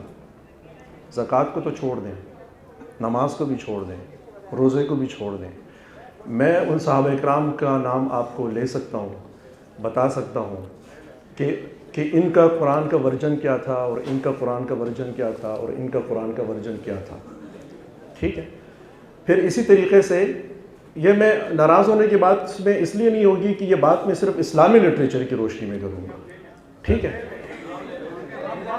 نہیں وہ بعد میں کر لیں گے، بحث کہیں اور چلی جائے گی، لیکن فی الحال اتنی سی عرض ہے کہ ان چیزوں کے اوپر اتفاق نہیں تھا، اختلافات کی بحث یہ وجوہات نہیں تھی، وہ باقی لڑائی جھگڑے اپنی جگہ کے اوپر، لیکن یہ ساری چیزیں تھیں جس کی وجہ سے یہ سارے معاملات ان کے بیچ ہوئے، ٹھیک ہے۔ خوارج بیچ میں سے نکلتے ہیں، اس کے پیچھے کوئی باقاعدہ کوئی معاملہ موجود ہے۔ حضرت عثمان رضی اللہ تعالیٰ عنہ کا قتل ہوتا ہے، اس کے پیچھے باقاعدہ معاملہ موجود ہے۔ ایک فدائی حملہ حضرت علی پہ ہوتا ہے، اس کے پیچھے باقاعدہ ایک معاملہ موجود ہے۔ باقی ایسے بہت ساری شخصیات ہیں جن کو قتل کیا جاتا ہے، مارا جاتا ہے، حملے ہوتے ہیں، اس کے پیچھے باقاعدہ پورے ایک ڈیبیٹ، پورے نظریات موجود ہیں، اور میں آپ کو یہ عرض کر دینا چاہتا ہوں کہ وہی ڈیبیٹ اور وہی نظریات ہیں جس کی بنیاد پہ آج ہمارے بیچ مسالک اور مختلف مسالک اور مکاتب چلے آ رہے ہیں، ٹھیک ہے، ایک بات۔ دوسری بات یہ ہے کہ پاکستان میں جو سرویز کی اور اکثریت کی بات ہے، اس کے حوالے سے میں تھوڑا سا بتانا چاہتا ہوں کہ جو انہوں نے کہا کہ اس کے اوپر کوئی فیکٹس ہونے چاہیے یا اس کے اوپر کوئی حقیقی کوئی نقطہ نظر ہونا چاہیے، محض جو ہے کوئی اس کے اوپر نعرہ نہیں ہونا چاہیے۔ میں اس کے اوپر آپ کو یہ بتانا چاہتا ہوں کہ آپ ایک سروے کروائیں بلوچستان میں، اور بلوچستان کے عوام سے یہ پوچھیں کہ آپ لوگ اپنے لیڈر کن لوگوں کو سمجھتے ہیں، وہ آپ کو بتا دیں گے کہ ہم اپنے لیڈر کن لوگوں کو سمجھتے ہیں۔ کس سے آگے نکلیں، جو میں نے سوال کیا اس کی طرف آئیں اور اس کے بعد آگے ڈسکشن کو بلائیں۔ سروے یہ بھی میٹر نہیں کرتی چیز، جس پہ جو آپ کی ڈیبیٹ ہے نا وہ آئیڈیاز کی ڈیبیٹ ہے، انٹلیکچوئل ڈیبیٹ ہے، اس کی طرف۔ تو آپ مجھ سے پھر انٹلیکچوئل سوال کر لیں، میں آپ کو بتا دوں، تو سوال کریں انٹلیکچوئل میں بتا دیں، آپ مجھ سے سوال کریں انٹلیکچوئل میں، اس پہ بات میں نے تو آدھا گھنٹہ لگا کے سوال کیا، وہ سوال نہیں کہ آپ نے پھر رائے دی، میں نے آپ کے ساتھ پھر بات نہیں کی، میں نے آپ کو دیکھیں جب بھی میری باری آتی ہے آپ اپنی گفتگو شروع کر دیتے ہیں، راجہ صاحب کی بھی باری کے اوپر آپ اپنی تقریر کیا کریں نا، میرے ساتھ آپ آتے ہیں تو آپ ڈیبیٹ شروع کر دیتے ہیں۔ ابھی یہ ریکارڈنگ ہو رہی ہے اور اس کو اگر دوبارہ سے چلا کے دیکھا جائے تو جتنا ٹائم فروخ صاحب نے لیا اس سے آدھا ٹائم راجہ صاحب نے لیا، لیکن مسئلہ یہ ہے کہ راجہ صاحب نے آپ کی جو سوال تھا اس کے تمام سوالوں کا ایک ایک کر کے جواب دے دیا۔ آپ اسی سروے پر، بلوچستان کے سروے پر، پیپلز پارٹی ہمارا موضوع نہیں ہے، موضوع اسلام اور سیکولرزم کی ایک بڑی ڈیبیٹ ہے، جس پر آپ ڈیبیٹ کی ڈسکشن ہے جس کو لوگ سمجھنا چاہتے ہیں، سیکھنا چاہتے ہیں۔ میں نے سوال کیا کہ یہ پاکستانی، ان کے ذہن میں یہ سوال آتا ہے کہ ہم قرآن مجید کے ایک بڑے حصے پر عمل ہی نہیں کر سکیں گے اگر یہ اس کو ریاست سے الگ کر دیا جائے۔ وہ اقبال کا شعر ہے، ہمارے جدا ہو دین سیاست سے تو رہ جاتی ہے چنگیزی، ہم اسی کو پڑھتے ہیں، اسی کو سمجھتے ہیں۔ آپ یہاں بتا دیں کہ اقبال کا یہ جو جدا ہو دین سیاست سے تو رہ جاتی ہے چنگیزی، آپ اس کو کیسے، آپ اس کے الٹ آپ سوچ رکھتے ہیں، اس کے مخالف رکھتے ہیں، آپ کیوں رکھتے ہیں؟ اس کی وجوہات بتا دیں، اس کے دلائل بتا دیں تاکہ وہ اس پر بات کر سکیں۔ چلیں یار اقبال پہ بات کرتے ہیں، تجدید ریکنسٹرکشن ریلیجیس تھاٹ ان اسلام پہ بات کرتے ہیں، اور میں اب اس حوالے سے آ جاتا ہوں، آپ سے عرض کرتا ہوں، مجھے اب مزہ آنا بالکل ختم ہو گیا ڈیبیٹ کے اندر، اور لیکن پھر بھی ایک سوال ہوا ہے تو اس پہ بات کرتے ہیں۔ میں پھر سے اپنی وہی بات دہراؤں گا کہ مذہب ایک بائنڈنگ فورس میرے بھائی آپ کے بیچ نہیں بنتا۔ پھر آپ مثال دیں گے جنگ عظیم کی، تو پھر میں جنگ عظیم میں گھسوں گا تو پھر آپ کہیں گے کہ جنگ عظیم ہمارا موضوع نہیں ہے۔ لیکن میں آپ کو یہ بتانے کی کوشش تو کروں گا نا کسی بیک گراؤنڈ کے ساتھ کہ بھائی، جیسے قیصر راجہ صاحب نے اپنی گفتگو میں کہا کہ وہ خواب میں آئیں گے اور وہ پوچھیں گے کہ یار ہم، جب ان کو پتہ چلے گا کہ کسی کتاب میں لکھی ہوئی کسی بات کی وجہ سے ان کو نہیں مارا گیا تو اس کی وجہ سے ان کو خوشی ہو جائے گی کہ چلیں اب میں فائن اس لیے کہ مجھے کسی کتاب میں لکھی ہوئی بات کی وجہ سے نہیں مارا گیا۔ جو مر جاتا ہے وہ تو مر جاتا ہے، مسئلہ یہ ہے کہ جس نے مارا ہے اس کے ساتھ اب کیا رویہ ہونا ہے اس دنیا میں. مثال کے طور پہ مشال خان مردانی یونیورسٹی میں مارے گئے, عدالت میں ان کے اوپر کیس چلا, لڑکوں کے اوپر, عدالت نے ان کو ریلیز کر دیا. عدالت سے نکلنے کے بعد بھی عدالت کے سامنے کھڑے ہو کے ویڈیو ریکارڈ موجود ہے جس کے اندر وہ کہتے ہیں کہ ہمیں فخر ہے کہ ہم نے مشال خان کو مارا, اور دوبارہ بھی اگر ایسی کوئی بات کرے گا تو ہم اس کو ماریں گے. اور وہ لوگ آزاد ہی رہے. کیوں آزاد رہے؟ اس لیے کہ انہوں نے محض اس لیے نہیں مارا تھا کہ اس کے ساتھ کوئی انتظامی جھگڑا تھا, محض اس لیے نہیں مارا تھا کہ اس کے ساتھ کوئی کاروباری جھگڑا تھا. وہ بڑا عقیدے کو ایک بنیاد بنا کے وہ جھگڑا کیا گیا, تو اس کے بعد اس کا فیصلہ کرنا, اس پہ بات کرنا مشکل ہو گیا. پاکستان میں پرابلم یہ ہوتا ہے کہ اس طرح کے معاملات میں جب کوئی مسئلہ آتا ہے عدالت میں تو اس میں عالمی طاقتوں کو بیچ میں ملوث ہو کے وہ فیصلے کروانے پڑتے ہیں, ادروائز فیصلے نہیں ہوتے. کیوں نہیں ہوتے؟ اس لیے کہ مجھے پتا ہے, ابھی میرا 2 لوگوں کا آپس میں جھگڑا ہوا باہر, کاروباری تھا, میں جج بیٹھا ہوں, میرے پاس کیس آیا, اس کا فیصلہ سنانا میرے لیے بہت آسان ہے. مجھے نہ اسٹیٹ مشینری سے ڈرنے کی ضرورت ہے, نہ مجھے باہر کھڑی ہوئی پبلک سے ڈرنے کی ضرورت ہے, نہ آڈینس سے ڈرنے کی ضرورت ہے, نہ مجھے سرکمسٹانسز کی, اور نہ مجھے ولاگرز اور بلاگر سے ڈرنے کی ضرورت ہے. میں فیصلہ سنا دوں گا. لیکن اگر وہ فیصلہ اس بنیاد پہ آیا ہے, جیسے وہ صفدر صاحب, کیپٹن صفدر صاحب کے زمین کا مسئلہ تھا آپ کے ایبٹ آباد میں, آج تاریخ تک بھی اس زمین کے مسئلے کو انہوں نے قادیانی اور مسلمان کا مسئلہ بنایا ہوا. کیپٹن صفدر صاحب نے کیوں بنایا ہوا؟ اس لیے کہ ان کو یہ پتا ہے, اب مجھے نہیں پتا کہ وہ زمین واقعی میں ان کے ہی ہے یا نہیں ہے, لیکن جو ٹیکٹکس انہوں نے استعمال کی اس سے مجھے ایسا لگتا ہے کہ وہ زمین کا معاملہ ان کا بڑا کچا ہے. تو وہ مسئلہ لے کے عدالت میں اس لیے لے کر آنا چاہتے ہیں کہ تاکہ یہ مسئلہ محض زمین کا مسئلہ نہ بنے, اس کے ساتھ عقیدہ بھی وابستہ ہو, اور جب عقیدہ وابستہ ہو جائے گا تو اس کے بعد جج کے لیے اپنا فیصلہ سنانا مشکل ہو جائے گا. اس لیے کہ جج نے اب یہ فیصلہ ثبوت اور شواہد کی بنیاد پہ نہیں کرنا ہے, اس بنیاد پہ کرنا ہے کہ اس نے دیکھنا ہے کہ اس وقت عدالت سے باہر جو لوگ کھڑے ہوئے ہیں, بستر لگا کے لیٹے ہوئے ہیں, ان کے چہروں پہ کیا لکھا ہوا ہے, ان کے عزائم کیا ہیں, ان کی دھمکیاں کیا ہیں, وہ اس بنیاد پہ وہ فیصلہ سنائے گا. باقی اقبال صاحب کی بات رہ گئی ہے, تو اقبال صاحب کے اوپر میں صرف اتنا عرض کروں گا کہ اقبال صاحب ایک انتہائی مظلوم انسان. ہماری ریاست نے ان کے متھے اتنے جھوٹ مارے ہیں, اتنے جھوٹ لکھے ہیں, اس کے بارے میں کہے ہیں ان کو.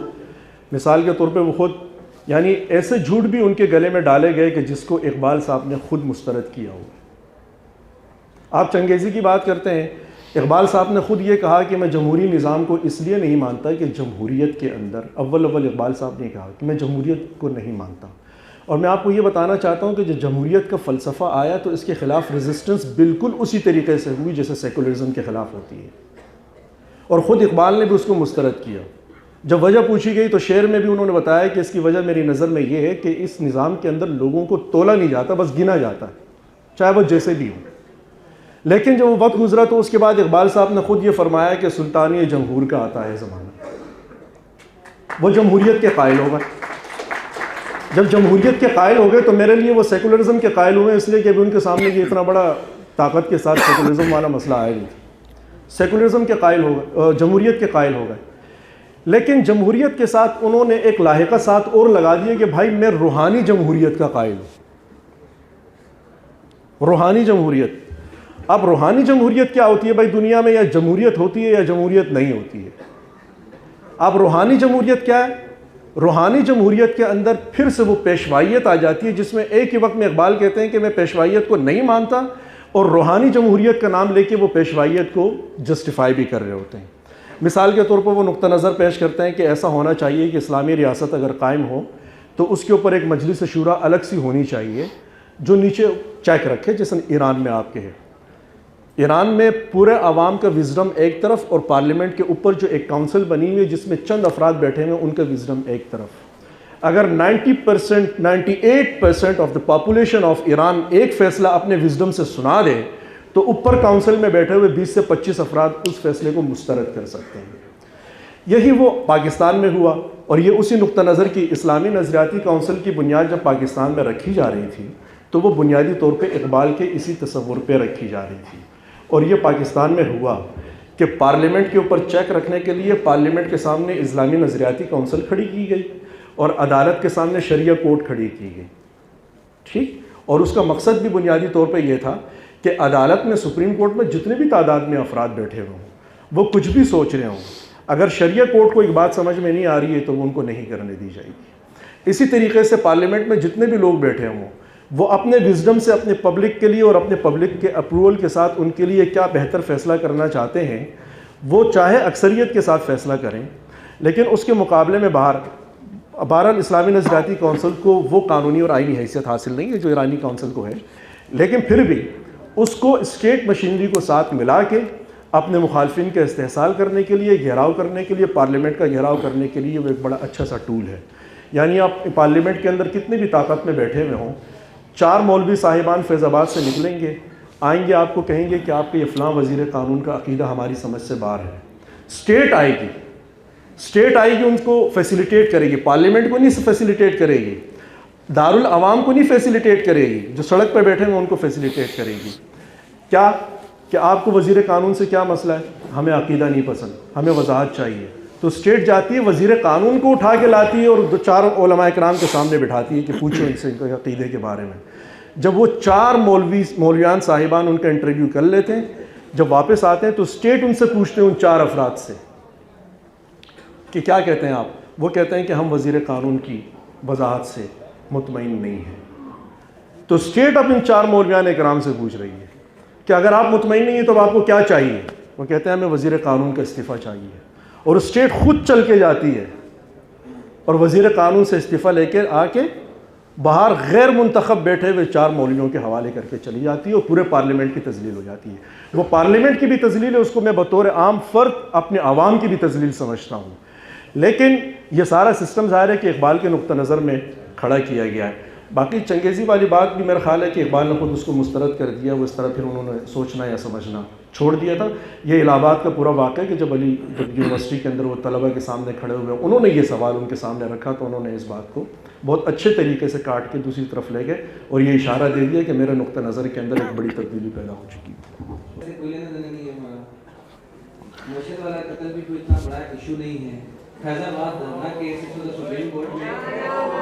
میں جی فیض آباد دھرنا کیس بھی اس وقت زیر بحث نہیں آنا, لیکن نظریاتی اعتبار سے جو جس سوال کا جواب آپ نے دینا ہے, جو پوری ڈسکشن سے نکلتا ہے, وہ یہ نکلتا ہے کہ فیڈرل شریعت کورٹ ایک کورٹ ہے, چند ججز ہیں, 4-5 3 بلکہ بیٹھیں گے, اور پارلیمان نے ایک قانون بنایا, ٹرانسجینڈر ایکٹ بنایا, اور یہ زیادہ اچھی مثال ہوتی ہے کہ فروخ صاحب اس کو بیان کرتے ہیں.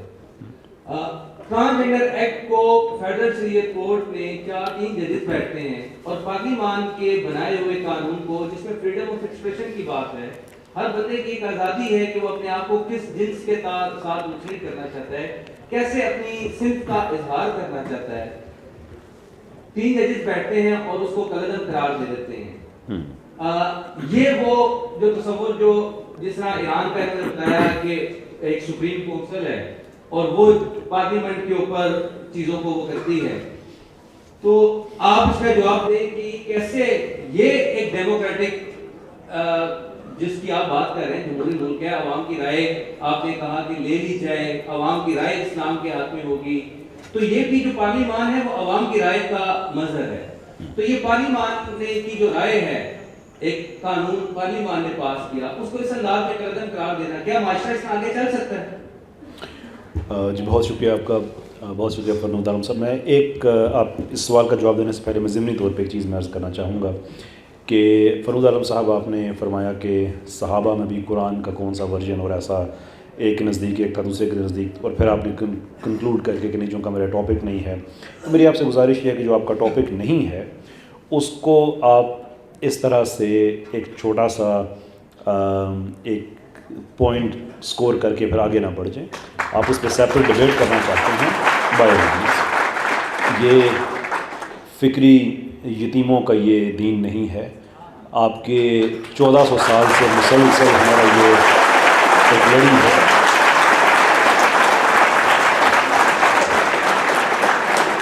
تو بائی آل مینز میں 1 سال سے لائیو ہر سیٹرڈے کو، کبھی کبھی چھٹی ہو جاتی ہے، اس کی مجبوریاں ہوتی ہیں، لیکن ہر سیٹرڈے کو میں لائیو ہوتا ہوں جس میں میں مسلمانوں سے بات نہیں کرتا. میں انہی لوگوں سے بات کرتا ہوں جو قرآن پہ ایسے اعتراضات اٹھاتے ہیں، اسلام پہ ایسے اعتراضات اٹھاتے ہیں. میں دوبارہ لائیو آپ کے ساتھ ڈبیٹ کرنے کو تیار ہوں کہ قرآن کا کون سا ورژن کے ساتھ ان کے پاس ہے.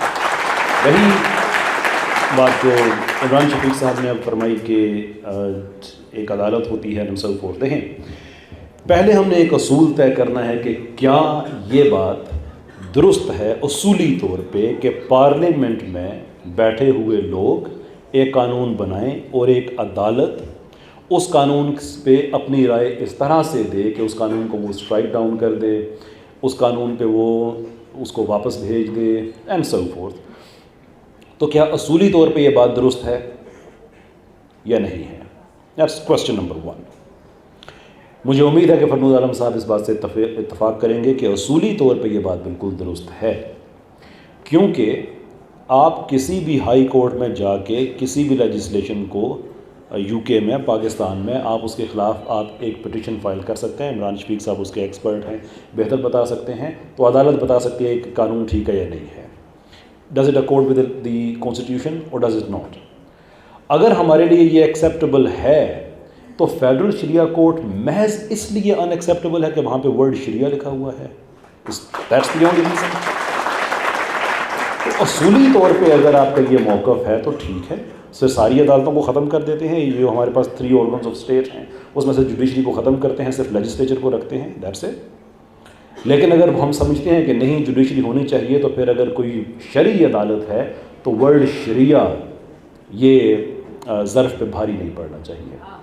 اس سے آگے ایک بات ہے، اب میں آپ کو بتاؤں کہ ہمارے ساتھ کھلواڑ کیا ہے. پوری دنیا میں ایک لیگل اصول ہے کہ جب کسی عدالت کے فیصلے کو آپ اس سے بڑی عدالت میں چیلنج کرتے ہیں تو جب تک بڑی عدالت فیصلہ نہیں دیتی ہے تب تک نچلی عدالت کا فیصلہ سٹینڈ کرتا ہے. یہ پاکستان میں بھی ایسا ہی اصول ہے. آپ کو پتہ ہے پاکستان میں ایک عدالت ہے جس پہ یہ اصول اپلائی نہیں ہوتا. گیس کریں وہ کون سی ہے؟ Federal Shariah court. Federal Shariah court Pakistan کی وہ عدالت ہے جس کے دانت نکال دیے گئے ہیں کہ آج آپ فیڈرل شریعہ کورٹ کے فیصلے کو سپریم کورٹ میں چیلنج کریں، دی مومنٹ چیلنج ایکسیپٹ ہوتا ہے وہاں پہ آپ کی جو پٹیشن ہے، اپیل ہے، وہ ایکسیپٹ ہوتی ہے، اسی وقت فیڈرل شریعہ کورٹ کا فیصلہ نلیفائی کر دیا جاتا ہے، فائل ہوتی ہے تو اسی وقت ختم کر دیا جاتا ہے. ہم تو یہ کہتے ہیں کہ اسلامی جمہوریہ پاکستان میں اسلامی عدالت ہی اتنی یتیم کیوں ہے کہ جب تک، اور یہ کرتے کیا ہیں ہمارے سیکولرز، میں اس کی وجہ بھی میں آپ کو بتا دیتا ہوں. ارلی 90s میں سود کے خلاف فیصلہ آتا ہے اور رولز کے مطابق سپریم کورٹ میں جو فیصلہ جائے گا، جو بینچ بنے گا وہ عام بینچ نہیں ہوگا، وہ ایک اسپیشلسٹ بینچ ہوگا جو کہ شریعہ کے ساتھ کمپلائنٹ ہوگا. پتہ ہے وہ بینچ کب بنا؟ forget it, didn't happen. Federal Shariah court میں دوبارہ جسٹس مسکان زئی اس پہ فیصلہ دیتے ہیں اور 2027 تک یہ فریم ورک دیتے ہیں کہ پاکستان سے سود کو آپ ختم کریں. عشاء کی نماز کے وقت مسجد کے باہر ان کو گولیاں مار کے شہید کر دیا جاتا ہے. What do you think who are we dealing with? جج کے فیصلے کو تو آپ نے سپریم کورٹ میں جا کے ایسے ختم کر دیا، ساتھ جج کو بھی مار دیا. ہمیں نہ بتائیں اور وہ بعد میں ٹھیک ہے کس نے رسپانسبلٹی کلیم کر دی، وہ کر دیا. حالانکہ جن لوگوں پہ آپ رسپانسبلٹیاں ڈالتے ہیں وہ تو آپ کے نزدیک تو شریعت کے حق میں، وہ اپنا بندہ کیوں ماریں گے؟ If you ask critically. سوال یہ ہے کہ پاکستان میں آپ عدالت کو یہ حق دینا چاہتے ہیں یا نہیں دینا چاہتے ہیں کہ وہ پارلیمنٹ کے کسی بھی فیصلے پہ یا کسی بھی پارلیمنٹ کے اپنے لیجسلیشن پہ اپنا فیصلہ دیں؟ اگر وہ ہے تو آپ شریعت کو بھی اسی طرح سے حق دیں جس طرح سے باقی کو دیا ہوا ہے. اور پھر انہوں نے بات کی فرنود عالم صاحب نے جو ہماری کاؤنسل فار اسلامک آئیڈیالوجی ہے نا، اسلامی کاؤنسل جگہ پہ موجود ہے، لیکن میں بڑی معذرت کے ساتھ کہوں گا فرنود عالم صاحب یا تو وہ ناواقف ہیں یا وہ مس لیڈ کر رہے ہیں. میں حسن ظن رکھوں گا، میں کہوں گا وہ ناواقف ہیں. ہماری اسلامی نظریاتی کاؤنسل کبھی بھی کسی فیصلے کو، معافی چاہوں گا، لیجسلیشن کو چینج نہیں کر سکتی ہے، بلکہ پارلیمنٹ میں سرٹن پرسنٹیج، اگر مجھے ٹھیک یاد آ رہا ہے تو 40%، اگر وہ پارلیمنٹ سمجھتی ہے کہ ہمیں اس معاملے میں نہیں پتہ تو وہ ریفر کرتی ہے اسلامی نظریاتی کاؤنسل کو اور وہ اپنی اوپینین دے کے اس کو واپس پارلیمنٹ میں بھیجتے ہیں. یہ پارلیمنٹ کے پاس ہی رائٹ رہتا ہے. جی سر، یہ جو ٹرانسجنڈر والا معاملہ یہ ایک جو جس بنیاد پر سوال تھا وہ یہ تھا کہ لوگوں کو کچھ حقوق حاصل ہیں، پوری دنیا میں حاصل ہیں، آئین آپ کے حقوق دیتا ہے، ان کو ایکسپریس کرنے کی آزادی ہے، آپ مذہب کی بنیاد پر اس کی مخالفت کرتے ہیں. دیر از اے کویسچن کہ آپ لیجسلیشن جب بھی آپ قانون بناتے ہیں تو وہ کسی نہ کسی بیس پہ تو بناتے ہی ہیں، کوئی نہ کوئی تو بیس ہوگی.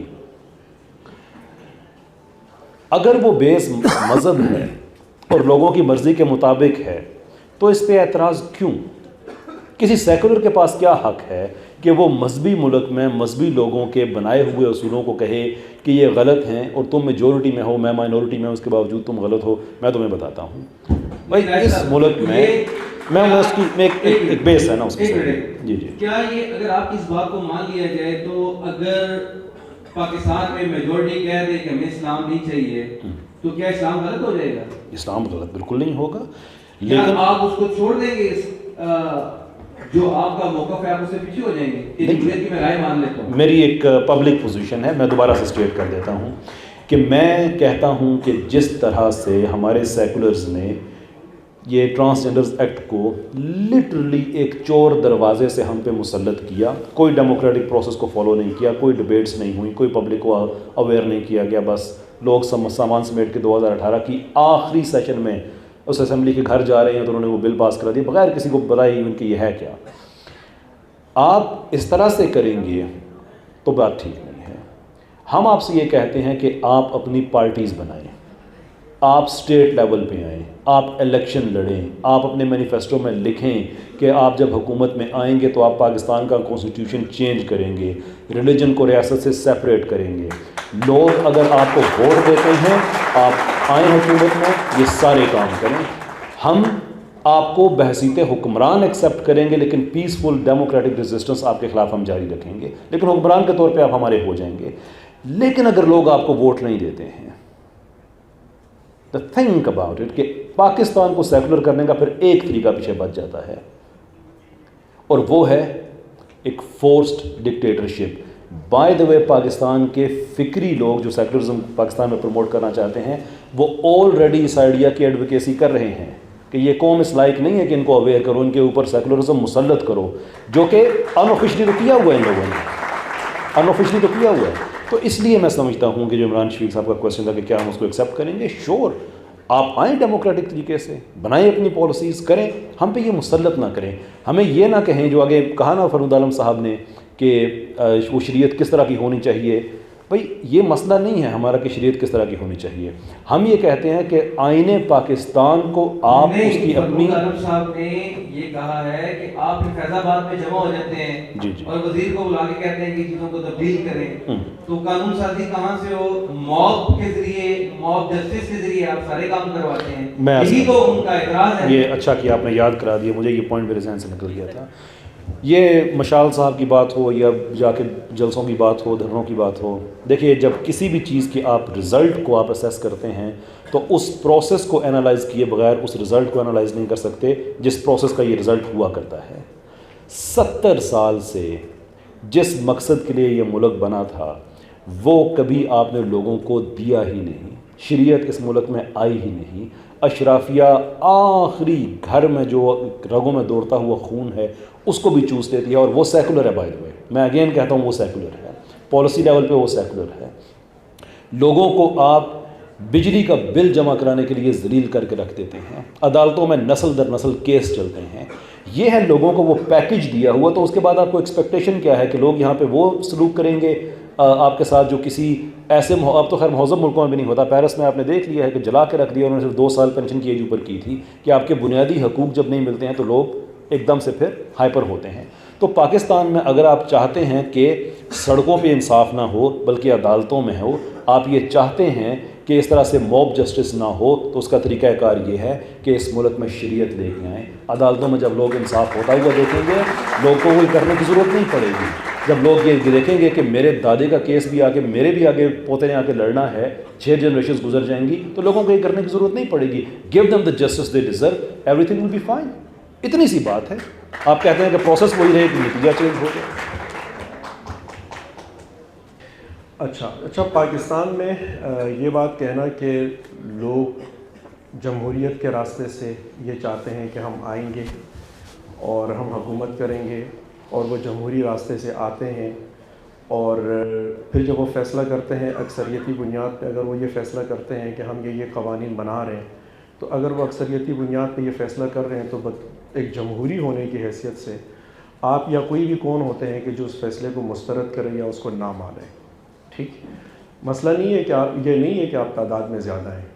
پاکستان میں جمہوریت تو خیر کوئی پرابلم ہی نہیں ہے، لیکن سب سے بڑی جو پرابلم ہے جو کہ بیسیکلی مذہبی نقطہ نظر سے نکل کے آ رہی ہوتی ہے، وہ مسئلہ ہے میجورٹیرینزم کا، وہ ہے اتھارٹیرینزم کا. وہ کیا ہے؟ یہ جو اکثریت کا استبداد ہوتا ہے نا، یہ بھی ایک بہت بڑا تکبر ہوتا ہے بیسیکلی. اس میں آپ کیا سمجھتے ہیں کہ چونکہ ہم تعداد میں زیادہ ہیں تو ہم یہ طے کر سکتے ہیں کہ فلاں شخص کلر میں ٹھیک نہیں ہے تو اس کلر کی وجہ سے اس کے رائٹس کم کر دیے جائیں، فلاں شخص عقیدے میں ٹھیک نہیں ہے تو اس عقیدے کی وجہ سے اس کے جو رائٹس ہیں وہ کم کر دیے جائیں. ٹھیک ہے، یہ فیصلہ ہم کیوں کر رہے ہیں؟ یہ فیصلہ ہم اس لیے کر رہے ہیں کہ ہم تعداد میں زیادہ ہیں. تعداد میں زیادہ ہونا، محض تعداد میں زیادہ ہونا جمہوریت کے اندر کسی بھی قانون سازی کا جواز نہیں ہوتا. ہمیں بیسیکلی اپنے اجتماعی شعور میں کچھ باتیں ہم نے طے کی ہوتی ہیں. اگر ہم سیکولرزم کے کانٹیکس میں بات کریں گے اور وہ چیزیں ہمارے کانشیس میں آتی ہیں، وہ کیا بات ہوتی ہے؟ وہ یہ ہوتی ہے کہ کچھ باتیں طے ہیں، مطلب وہ جمہوریت نے طے کی ہوئی ہیں اور ہمارے کلیکٹیو وزڈم نے یہ طے کی ہوئی ہیں کہ ہم رنگ، نسل، قوم، زبان، علاقے، عقیدے کی بنیاد پر کسی کی تفریق نہیں کریں گے. پھر وہ چاہے تعداد میں کم ہو تب بھی نہیں کریں گے. لیکن ہمارا جو جمہوری سیٹ اپ ہے ابھی تک پارلیمنٹ کے اندر، جس سے ہمیں بنیادی طور پہ اختلاف ہے، اور جو مذہبی جمہوریت سے یا مذہبی سیاست سے اختلاف ہے، وہ بنیادی طور پہ ہے ہی اس دو باتوں پر. ایک یہ کہ محض تعداد میں زیادہ ہونا ان کے پاس ہر بات کا جواز ہے، یعنی اس کا مطلب یہ ہے کہ 100 افراد ہیں ٹوٹل اور 95 افراد نے فیصلہ کر دیا ہے کہ اس میں سے یہ والا شخص جو اس کو قتل کر دینا چاہیے. آپ پوچھتے ہیں کہ کیوں قتل کر دینا چاہیے؟ آپ کہتے ہیں کہ اس لیے کہ یہ 95 لوگوں نے فیصلہ کیا ہے، سو لہٰذا اس کو قتل کیا جائے. یا ہم نے جو ابھی تک قانون سازی کی ہوئی ہے وہ ایسے ہی ہے کہ جیسے ہم نے اکثریت نے یہ فیصلہ کر لیا کہ یہ والا جو 5% طبقہ ہے یہ سرے سے انسان ہی نہیں ہے. آپ پوچھتے ہیں کہ کیا؟ آپ کہتے ہیں کہ یہ گدھے. اچھا، پھر آپ اگلا قانون بناتے ہیں اور اس میں اس کو کہتے ہیں کہ چونکہ ہم نے، اب آپ گدھے ہیں نا چونکہ، تو آپ 4 ٹانگوں پہ چل کے بھی دکھائیں گے. وہ کہتے ہیں 4 ٹانگوں پہ کیسے چلوں، ہے ہی نہیں میری. تو کہہ رہا نہیں، چونکہ ہم نے یہ طے کر لیا ہے کہ تم گدھے ہو، اب تمہیں 4 ٹانگوں پہ چل کے بھی دکھانا ہوگا. ٹھیک ہے، یہ ہوتا ہے ہمارا جبر، جو کہ بیسیکلی اتھارٹیرینزم کے اندر سے آ رہا ہوتا ہے. اچھا، ایک بات ہو گئی. دوسری بات، سوال پھر میں آپ کو، اسلامی نظریاتی کونسل. اچھا، خیر وہ اسلامی نظریاتی کونسل کے کانٹیکس میں جملہ میں نے نہیں کہا تھا. یہ میں نے جو فیض آباد پہ مولویان صاحبان بیٹھے ہوئے تھے جو عقیدہ چیک کر رہے تھے اسکینر لگا کے، میں نے ان کے متعلق یہ بات کہی تھی. لیکن میں نے یہ ہرگز یہ نہیں کہا کہ اسلامی نظریاتی کونسل کا، یہ میں نے خود یہ جملہ کہا کہ میں سمجھتا ہوں کہ مجھے علم ہے کہ اسلامی نظریاتی کونسل کا جو آئینی اور قانونی دائرہ اختیار ہے وہ اس کونسل جیسا نہیں ہے جو ایرانی کونسل ہے، اس کا بالکل ڈفرینٹ ہے. ٹھیک ہے، لیکن ہوتا کیا ہے؟ ہوتا یہ ہے کہ جب آپ یہ سمجھتے ہیں کہ ہم اتھارٹی کی بنیاد کے اوپر بات کریں گے تو اس میں پھر بہت ساری چیزیں ظاہر ہے کہ چیزیں بڑی سیدھی اور سادھی تو نہیں ہوتی ہیں. جیسے میں نے آپ کو قرارداد مقاصد کی مثال دی کہ قرارداد مقاصد والے دن بیسیکلی ہم نے یہ طے کر دیا ہے کہ یہاں پہ سوسائٹی میں کچھ ایک طبقہ ہے، اس طبقے کی حکومت اور اختیار ہوگا، چاہے وہ پارلیمنٹ کے باہر بیٹھا ہوا ہو، چاہے اسے منتخب نہ کیا جائے، اس کے باوجود اس کا اختیار ہوگا. آپ کی اجازت سے کہ بیک اینڈ فورتھ ہم تھوڑا کر سکتے ہیں کیونکہ بہت سی چیزیں ہوتی ہیں وہ پوائنٹس میں رہ جاتی ہیں. تو آپ کے 1-2 پوائنٹس ہیں، میں اس پہ میں جو آپ سے 1-2 باتیں پوچھنا چاہتا ہوں آپ سے. میں کہ جو آپ کہہ رہے ہیں قرارداد مقاصد میں یہ طے کر دیا گیا کہ ایک خاص طبقہ ہے وہی حکومت کرے گا، آپ اس کی کوئی 2-3 پروویژنز بتا سکتے ہیں جس میں یہ کہا گیا ہو کہ صرف وہی اس پہ قبضہ کرے گا یا حکومت پہ صرف انہی کی اجارہ داری ہوگی؟ دیکھیں، سروے کروا لیں.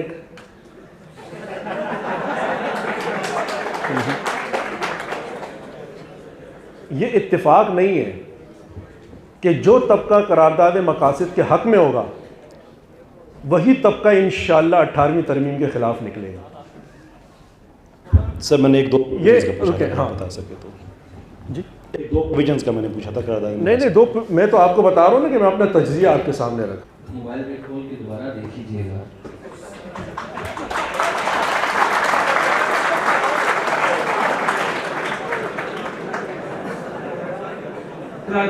قرارداد مقاصد میں کسی طبقے کی اجارہ داری کی کوئی بات نہیں ہے، بلکہ قرارداد مقاصد اس کے بالکل الٹ ہے۔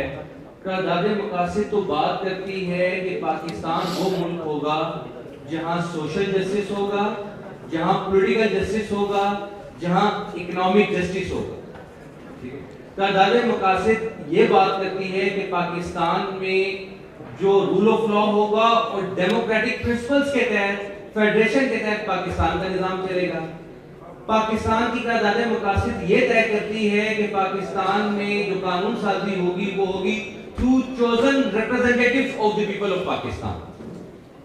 صرف ایک نقطہ ہے جو شاید آپ کو اس میں اعتراض ہو سکتا ہے کہ وہ یہ کہتی ہے کہ sovereignty over the entire universe belongs to Allah Almighty alone، یہ کہتی ہے، اور پھر آگے کہتی ہے the power and authority so bestowed upon the people of Pakistan shall be exercised through chosen representative as a sacred trust، یعنی اللہ تعالیٰ کی امانت سمجھ کر ہم اس اختیار کو استعمال کریں گے جسے خلافت ارضی کہا جاتا ہے۔ یعنی اس قرارداد مقاصد میں ایسی کوئی چیز نہیں ہے کہ یہ قرارداد مقاصد جو ہے پاکستان میں تھیوکریسی یا کسی ایسے مولوی طبقے کی حکمرانی، اس کی تو بات ہی نہیں ہے۔ تو عوام کی حکمرانی کی بات کرتی ہے، عوام کے نمائندوں کی بات کرتی ہے۔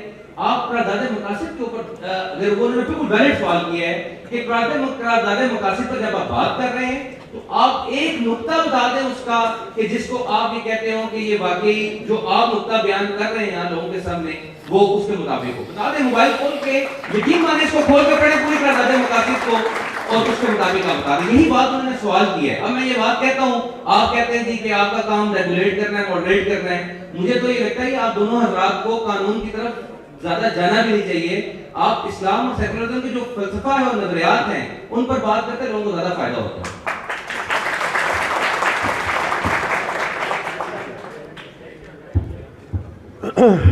تو میں یہ عرض کر رہا تھا، اب یہ بھی نہیں پتا کہ میں کیا عرض کر رہا تھا۔ آپ راجہ صاحب کے سوال کا جواب دے دو۔ ہاں، کہ اس میں کوئی پروویژن دکھائی جائے کہ کیا۔ مثال کے طور پہ یہ پہلے دن قرارداد مقاصد میں ہی یہ بات طے کی گئی ہے، ٹھیک ہے۔ یعنی جس زمانے میں ہندوستان اپنا آئین تشکیل دے چکا تھا اس زمانے تک ہم نے صرف قرارداد مقاصد بنائی تھی، ٹھیک۔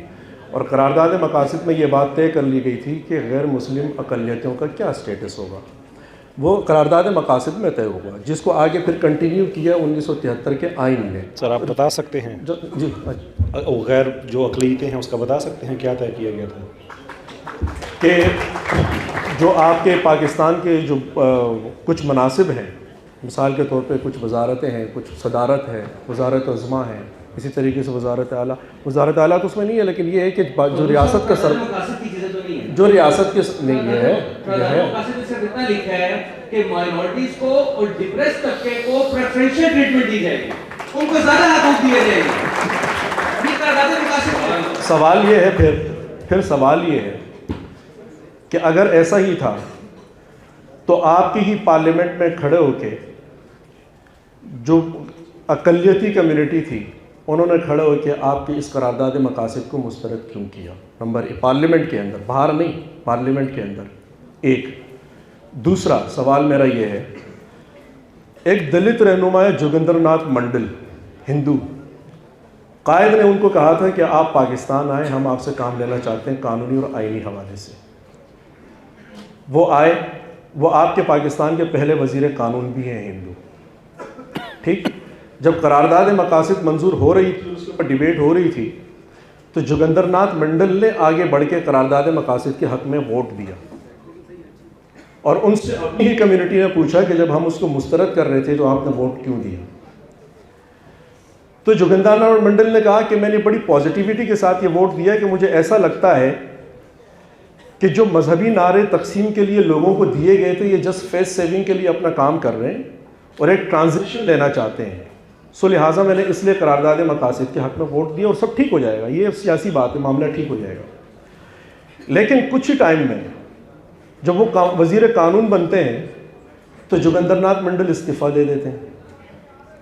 نہ صرف یہ کہ استعفیٰ دیتے ہیں اپنی وزارت سے، بلکہ وہ پاکستان کی شہریت بھی چھوڑ دیتے ہیں، پروٹوکول چھوڑ دیتے ہیں، قلمدان چھوڑ دیتے ہیں، اور واپس جاتے ہیں بنگال، جہاں سے وہ آئے تھے کلکتہ، اور کلکتہ کے مضافات میں وہ جھگیوں میں رہتے رہے. وزارت تک انہوں نے چھوڑ دی. آپ کیوں چھوڑا اس کے اوپر مقالہ جات موجود ہیں، لیکن مقالہ جات اگر نہیں بھی پڑھ لیں تو کم از کم جوگندر ناتھ منڈل کا استعفیٰ ہی پڑھ لینا چاہیے، جو کہ چارج شیٹ ہے اس پورے قرارداد مقاصد کے اوپر. یہ تو ہم یہ سمجھتے ہیں نا، آج کل جو فیشن بنا ہوا ہے کہ جنرل ضیاء نے شروع کیا، جنرل ضیاء نے شروع کیا. جنرل ضیاء نے کچھ بھی نہیں شروع کیا. اس کی بنیاد میں سمجھتا ہوں کہ تب رکھ دی گئی تھی، اور اس کی ایکسٹینشن یا ایکسپینشن پھر ہمیں 73 کے قانون میں نظر آتی ہے، اور اس کا آگے اضافہ پھر ہمیں جنرل ضیاء کے دور میں نظر آتا ہے. اس کا اگلا اضافہ پھر ابھی پچھلے عرصے میں آپ نے دیکھ لیا. مطلب جیسے قیصر صاحب کہہ رہے تھے کہ جب ایک ہی شریعت کے لوگ ہیں تو ایک ہی جج کو اسی شریعت کا ماننے والا کیوں قتل کرے گا؟ بھائی اسی شریعت کے ماننے والے تھے، کھڑے ہوئے اور ابھی سینٹ میں بل منظور کیا. اسی شریعت کے ماننے والے تھے، ایک مکتبہ فکر کے حوالے سے منظور کیا گیا خاص طور سے، جن کی طرف سے ریزسٹنس ہوئی.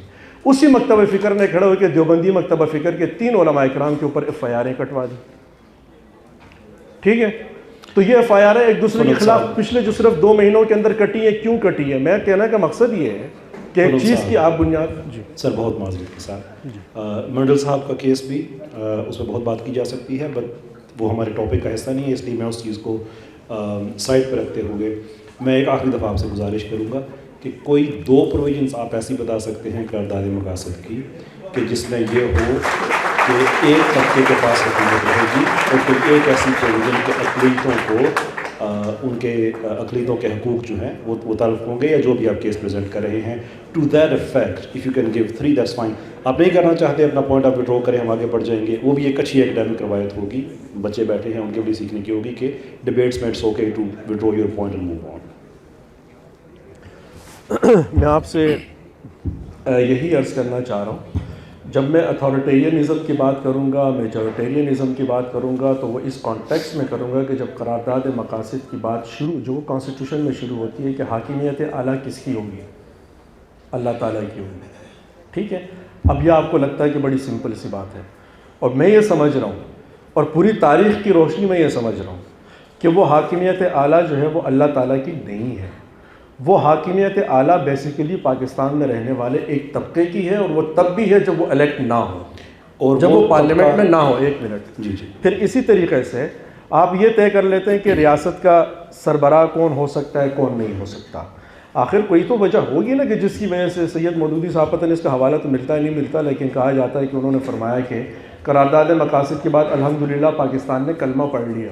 جی کوئی حوالہ اب ہمیں نہیں ہوگا، لیکن بہرحال ایک جملہ اچھا تو میں نے کہا کہہ دیتا ہوں اس حد تک. اچھا بہرحال وہ میں نے خود کہہ دیا تھا کہ اس کا حوالہ شاید موجود نہیں ہے. اسی طریقے سے جب آپ غیر مسلموں کے بارے میں یہ دیکھیں، آپ جب طے کرتے ہیں نا ایک کلاس کہ میں اس کو سمجھتا ہوں اقلیت، میں بطور سیکولر یہ سمجھتا ہوں، میں روک تو نہیں رہا کسی کو، اپنی رائے دے رہا ہوں، میں بطور سیکولر یہ سمجھتا ہوں کہ آپ اکثریت اور اقلیت میں نہیں جا سکتے. جب آپ کہہ دیتے ہیں کہ یہ اقلیت ہے اور ان کے رائٹس یہ ہیں، ان کا انتخابی حق یہ ہوگا، ان کا دستوری حق یہ ہوگا، ان کا پارلیمانی حق اس طرح سے ہوگا، اور وہ ہم سے تھوڑا سا ڈیفرنٹ ہوگا، تو وہ بیسیکلی جیسے آپ شناختی کارڈ کے اوپر پوچھتے ہیں نا کہ بتائیں آپ کا عقیدہ کیا ہے، پاسپورٹ کے اوپر آپ پوچھتے ہیں کہ عقیدہ کیا ہے، آپ داخلہ فارم میں پوچھتے ہیں کہ آپ کا عقیدہ کیا ہے، جو دنیا میں کوئی آپ سے پوچھتا نہیں ہے. تو وہ آپ بنیادی طور پہ اس لیے نہیں پوچھ رہے ہوتے ہیں کہ آپ اپنا عقیدہ بتائیں تاکہ میں آپ کو فیسیلیٹیٹ کروں. وہ ریاست اس لیے پوچھ رہے ہوتے ہیں کہ آپ اپنا عقیدہ بتائیں تاکہ میرے علم میں ہو کہ آپ کی کون کون سی چیزیں تھوڑی کم کرنی ہے، اس میں کٹوتی کرنی ہے. اگین اس کو آگے چلتے ہیں. آخری سوال ہے آپ سے، اور اس کے بعد ان سے اسی سوال، وہی آخری سوال ان سے بھی ہے. آپ اس میں ہمارے پاس 10 منٹ ہیں، 5 منٹ آپ کے پاس ہے. عمران صاحب اگر آپ کی اجازت ہو، چونکہ آپ آخری طرف سوال کی طرف جا رہے ہیں، میں ایک 2 چیزوں کی کلیریفیکیشن چاہ رہا ہوں. آپ سے سوال یہ ہے، آپ اپنا پورا نقطۂ نظر بیان کر سکتے ہیں 5 منٹ میں، اور وہ یہ ہے کہ آپ یہ چاہتے ہیں کہ پاکستان ایک سیکولر ریاست ہو. آپ اپنے اس کیس کو اس پوری آڈینس کے سامنے جو یہاں موجود ہیں آپ کن دلائل کی بنیاد پر یہ سمجھتے ہیں کہ پاکستان کو سیکولر ریاست ہونا چاہیے اور پاکستان کو اس سے کیا فائدہ ہوگا، یہ آپ کو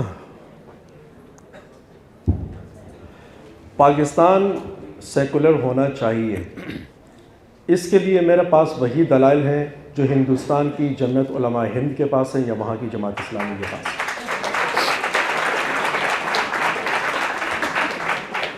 پاکستان کیوں سیکولر ہونا چاہیے، اس کے لیے میرے پاس وہی وجوہات ہیں جن وجوہات کی وجہ سے کینیڈا کے مسلمان جسٹن ٹروڈو کی لبرل پارٹی کو ووٹ کرتے ہیں۔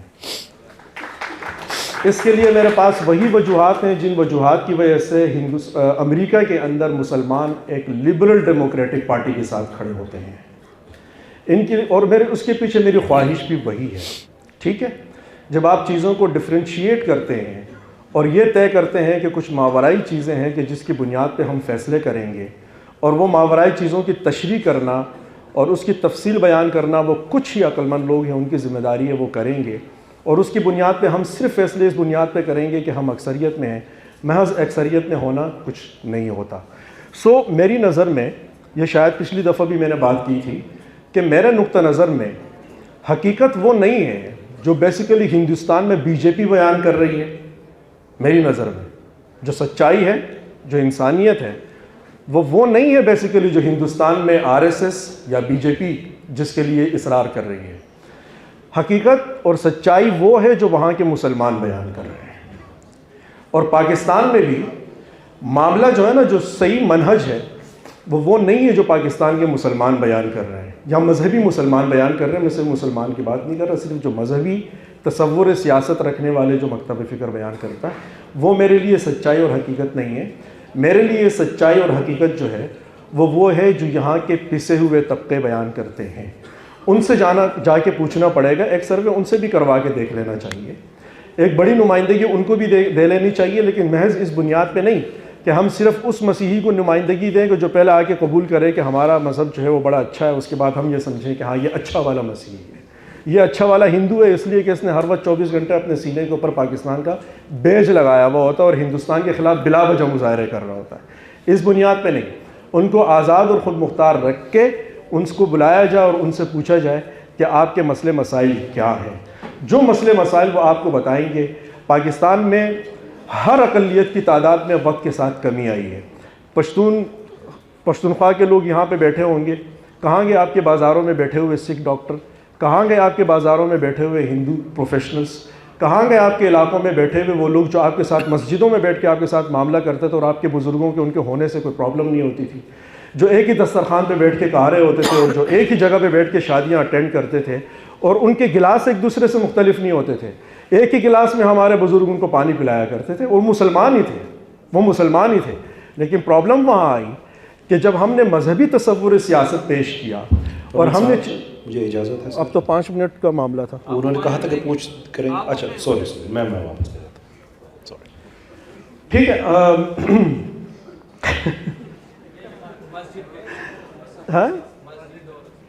ہاں، تو آپ کے یہی مسلمان یہاں پہ موجود تھے، تو اس سیکولرزم سے مثال کے طور پہ میں یہ سمجھتا ہوں کہ ہمارا قبائلی نظام جو ہمیشہ سے سیکولر ہوا کرتا تھا، جس میں ہمارے والدین ہمارے بزرگ مسلمان ہی ہوا کرتے تھے، ان کی مسلمانی سے کسی کو کیا پرابلم تھی؟ کوئی پرابلم نہیں تھی۔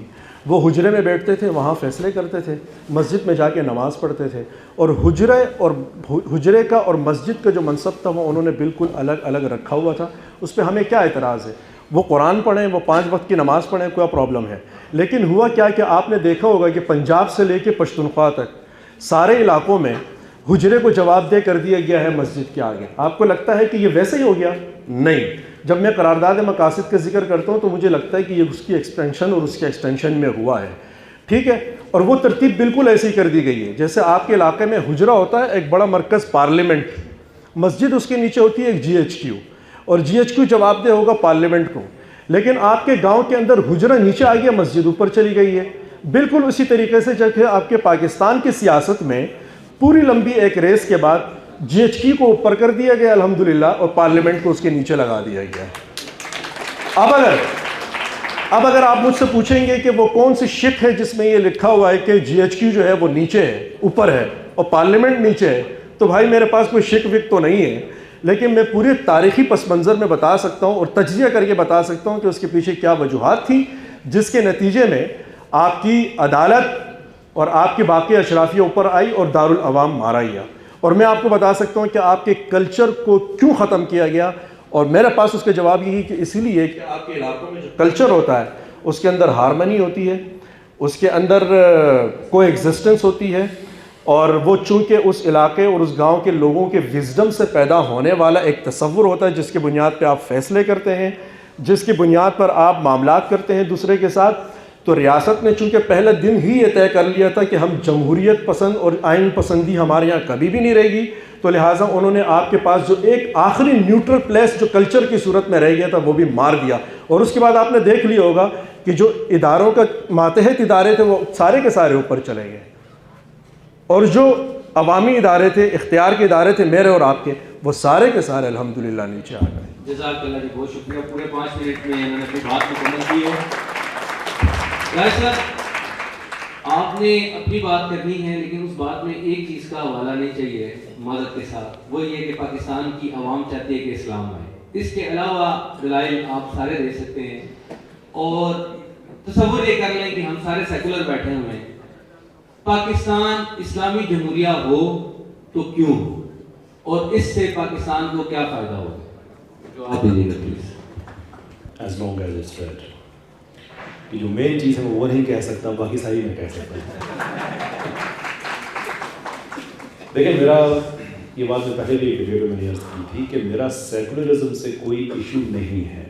جن ممالک میں سیکولرزم کو ٹھیک سمجھا جاتا ہے کریں. جیسے میرا سیکولرزم سے کے بارے میں میری وہی رائے ہے جو بت پرستی کے بارے میں ہے، کہ میں اسے ٹھیک نہیں سمجھتا، لیکن جو اسے ٹھیک سمجھتا ہے اس کا رائٹ ہے.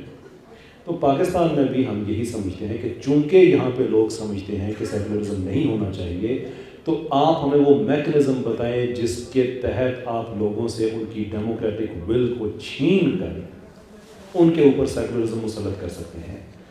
لیکن اپیرنٹلی یہ بات میں نہیں کہہ سکتا، تو میں نہیں کہہ رہا، میں آگے بڑھتا ہوں اس سے. دیکھیے سیکولرزم کا سب سے بڑا پرابلم یہ ہے کہ یہ ایک انکوہیرنٹ پالیسی ہے. اس میں آپ یہ کہتے ہیں کہ آپ حکومت آپ کو بتائے گی کہ آپ کیا کر سکتے ہیں اور کیا نہیں کر سکتے. جیسے ٹیک لٹل کیو فرام فرنون صاحب نے جو بھی باتیں کہی ہیں کہ وہ لوگ جن کے ساتھ آپ بیٹھتے تھے، کھاتے تھے، پیتے تھے، یہ کس چیز کی دلیل ہے کہ سیکولرزم اگر آ جائے تو سارا کچھ ٹھیک ہو جائے گا. سو پریکٹیکلی کیا ہم یہ کہہ رہے ہیں کہ سیکولرزم جب آئے گا تو آپ کو فورس کیا جائے گا کہ آپ ان لوگوں کے ساتھ بیٹھ کے کھانا کھائیں گے جن کے ساتھ بیٹھ کے بھی آپ نہیں کھاتے. میں تو میرے کئی دوست ہیں مسلمان ہیں، میں ان کے ساتھ بیٹھ کے کھانا نہیں کھاتا. Would that be a compulsory thing on me کہ نہیں میں بیٹھوں گا، ابھی سیکولرزم آ گیا ہے؟ That's not a rational argument in favor of secularism. اب پاکستان میں سیکولرزم کیوں نہیں ہونا چاہیے؟ اس لیے کہ پوری دنیا میں سیکولرزم ختم ہو رہا ہے. There is a reason کہ دنیا میں پوسٹ سیکولرزم رائز کرنے کے بعد وہ بھی ڈکلائن پہ پوسٹ سیکولرزم کی طرف دنیا جا رہی ہے. سیکولرزم میں کوئی نہ کوئی تو پرابلم ہوگا نا آخر، کہ دنیا اس کو طلاق دے کے آگے بڑھ رہی ہے، بھی ہمیں یہ چیز نہیں چاہیے. And there is a good reason for it. میں نے آپ کو بتایا ہے کہ سیکولرزم میں جبر ہے، سیکولرزم میں انکوہیرنس اس لیول کی پائی جاتی ہے کہ ابھی فرنون صاحب نے جتنی باتیں کہی ہیں وہ ساری کی ساری ٹھیک ہے، میں ان سے متفق ہوں، لیکن میرا ان سے اختلاف پتہ ہے کس چیز پہ ہے کہ انہوں نے کہا نا کہ آپس میں مل بیٹھ کے جو کریں، جن میں کوہیرنس ہو، لوگ بات چیت آپس میں کریں.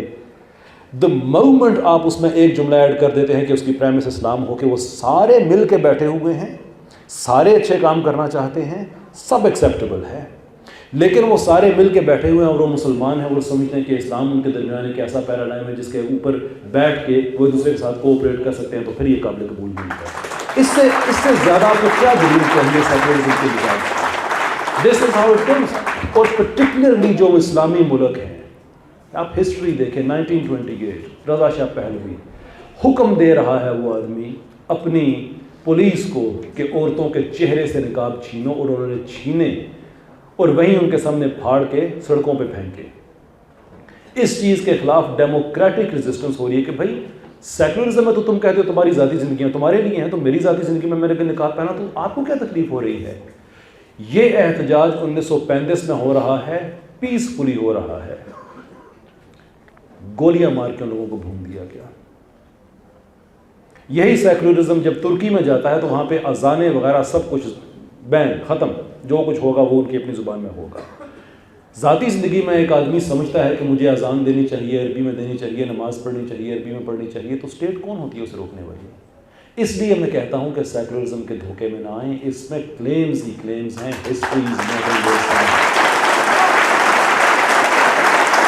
آپ سیکولرزم سے قتل، خون، جبر یہ چیزیں نکال دیتے ہیں تو صرف پیچھے لفظ بچے گا secularism, that's all there is to it. وہ تو پرانے زمانے کے لوگ چلیں، وہ تو ختم بھی ہو گئے، یہ ہو گیا وہ ہو گیا۔ آج دنیا میں 750 سے زیادہ ملٹری بیسز کسی مذہبی ملک کی ہیں یا کسی سیکولر ملک کی ہیں؟ سیکولر ملک۔ عراق میں اپ ٹو 1 ملین پیپل لوگوں کو مروانے کے پیچھے کوئی مذہبی ملک کھڑا ہے یا سیکولر ملک کھڑا ہوا ہے؟ فلسطین میں جو کچھ ہو رہا ہے وہ اس کے پیچھے جو سپورٹ کی جا رہی ہے اسرائیل کی، وہ دنیا کا کون سا طبقہ کر رہا ہے؟ سیکولر طبقہ کر رہا ہے، مذہبی طبقہ نہیں کر رہا ہے۔ ہاں، اس میں ایک چیز کا کریڈٹ ضرور دوں گا سیکولرز کو، کہ جو ساؤتھ امریکہ کے ہیں ان کو ہم کریڈٹ دیتے ہیں کہ انہوں نے مردوں والا کام کیا ہے، شور جو ہم مسلمان نہیں کر سکے وہ انہوں نے کیا ہے۔ وہ سوشلسٹ ہیں، ہمارا سوشلسٹ سے بالکل نہیں بندی ہے، لیکن قرآن یہ کہتا ہے کہ کسی قوم کی دشمنی تمہیں اس چیز پہ آمادہ نہ کرے کہ تم عدل کا دامن ہاتھ سے چھوڑ دو، تو ہم انہیں اس چیز کا کریڈٹ ضرور دیتے ہیں کہ انہوں نے ہم سے بڑھ کر کیا۔ لیکن بائیں لارج دنیا میں جو پالیسی ہے اس وقت، جو انٹرنیشنل آرڈر ہے، وہ ساؤتھ امریکنز کے پاس نہیں ہے، وہ نارتھ امریکہ کے پاس ہے، وہ یورپ کے پاس ہے، وہ سارے کا سارا اس کے پیچھے کھڑا ہوا ہے۔ اس وقت دنیا سے سیکولر طاقتوں کو آپ ریموو کر دیں، یہ بات میں نے پنجاب یونیورسٹی میں کہی تھی، میں یہاں پہ اس کو ایک اور ورژن اس کا آپ کے سامنے شیئر کر کے بات کو ختم کرتا ہوں کہ اس وقت دنیا میں آپ سیکولر طاقتوں کو ختم کر دیں تو میں ایکسیپٹ کرتا ہوں کہ دنیا میں بہت کم ٹیکنالوجی ہوگی، کیونکہ ٹیکنالوجی وہاں سے بہت زیادہ آتی ہے۔ میں ایکسیپٹ کرتا ہوں کہ جو ڈیوائسز اور گیجٹس ہم استعمال کرتے ہیں وہ بہت زیادہ کم ہوں گی، بات ہو سکتی ہے مزید، لیکن فرنود عالم صاحب کو ایکسیپٹ کرنا ہوگا کہ دنیا میں اگر آج یہ سیکولر ملک نہ ہوں تو بہت سے لوگ زندہ آج بھی ہوں گے، بہت سے بچے یتیم نہیں ہوئے ہیں، گھر نہیں ہوئے ہیں، because in a nutshell this is what secularism is, which is the reason کہ جہاں سے یہ سٹارٹ ہوا تھا یہ وہیں پہ اپنی موت مر چکا ہے۔ ٹویوٹا اور ہونڈا کے بارے میں کہتا ہوں کہ، اور ہمارے جو عام طور پہ جو طبقہ ہے جو سیکولرزم کو پروموٹ کرتا ہے، فرنود صاحب سامنے بیٹھے ہیں اس لیے میں ان کے منہ پہ یہ بات کر سکتا ہوں کہ جیسے ٹویوٹا اور Honda 1-2 generations out of date گاڑیاں پاکستان میں لانچ کرتا ہے نا، ہمارے پاس یہ سیکولرزم، ایتھیزم، ڈارونزم یہ بھی 1-2 جنریشن پرانا آتا ہے، تو بھائی جہاں کا لے کے آ رہے ہو وہاں ختم ہو گیا، سیکولرزم آ گیا۔ Why are you putting it back in the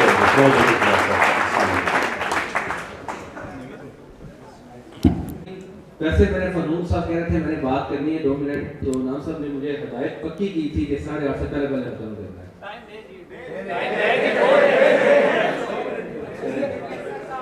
2 minute پھر کیسر صاحب کو بھی دے دیں گے۔ ایک چھوٹا سا سوال نامہ رکھیے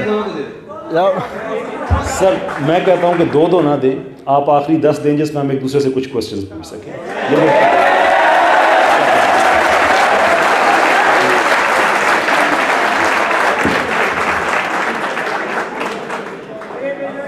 میں 5 منٹ ٹھیک، میں صرف اس ایک بات کو دیکھیں، یہ بڑے اعتماد کے ساتھ کہہ دینا کہ دنیا میں سیکولرزم ختم ہو رہا ہے، یہ تو وہی بات ہے آپ کے سامنے کھڑا ہو بھائی، یہاں پاکستان سے دنیا چھوڑ کے، آبادی چھوڑ کے سیکولر ممالک میں اگر جا رہی ہے تو کوئی وجہ ہے کہ وہاں جا رہی ہے، یا ہندوستان سے اگر کوئی بھاگ کے کسی اور طرف نکل رہا ہے تو اس کی کوئی وجہ ہوگی کہ وہاں سے مسلمان نکل کے کہیں جا رہا ہے۔ کوئی وہاں جا کے مسلمان مسجدیں آباد کرتے ہیں، اپنے لیڈرز بناتے ہیں، لوگوں کو پارلیمنٹ میں بھیجتے ہیں۔ جی میں بتاتا ہوں۔ اب سیکولرزم کے جو مسائل پیدا ہو رہے ہیں وہ اس کانٹیکسٹ میں بالکل بھی نہیں ہے، اس کا کانٹیکسٹ ٹوٹل ڈیفرنٹ ہے۔ اتنے سارے امیگرنٹس ہیں جو ساری دنیا سے گئے ہیں، خاص طور سے اس طرح کے لوگ جو پاکستان اور مصر جیسے علاقوں سے وہاں پہ گئے ہیں، جو اپنا ایک خاص تصور سیاست رکھتے ہیں۔ وہاں جانے کے بعد وہ لوگ وہاں کے شہری بھی ہو چکے ہیں اور ان کی وجہ سے وہاں پہ ایک کلچرل ڈیزاسٹر بھی پیدا ہوا ہے۔ اس پہ ایک لمبی ڈیبیٹ ہو سکتی ہے، اور اس کلچرل ڈیزاسٹر کے نتیجے میں وہاں پہ جو لبرل پارٹیاں ہیں ان کے اپنے پرسپیکٹو میں لبرل پارٹیوں کا جو نقطہ نظر ہے وہ کمزور ہوتا جا رہا ہے اور جو کنزرویٹیوز کا ہے وہ مضبوط ہوتا چلا جا رہا ہے. اچھا, اس میں جب اب پرابلم آ رہی ہے, جیسے ہم فرانس کی بڑی مثال دیتے ہیں کہ فرانس جو ہے وہ مسلمانوں کے خلاف جو ہے وہ کسی خاص قسم کی قانون سازیوں میں یا خاص قسم کی پابندیوں میں مصروف ہے. اسی فرانس میں, یہ میں قیصر راجہ صاحب کی کانٹیکس میں بات کر رہا ہوں, کہ اسی فرانس میں جو سیکولرزم کے حوالے سے کچھ ان کے اپنے مکاتب فکر کے, یعنی مسیحی لوگوں میں یہ پرابلم پیدا ہو گیا ہے.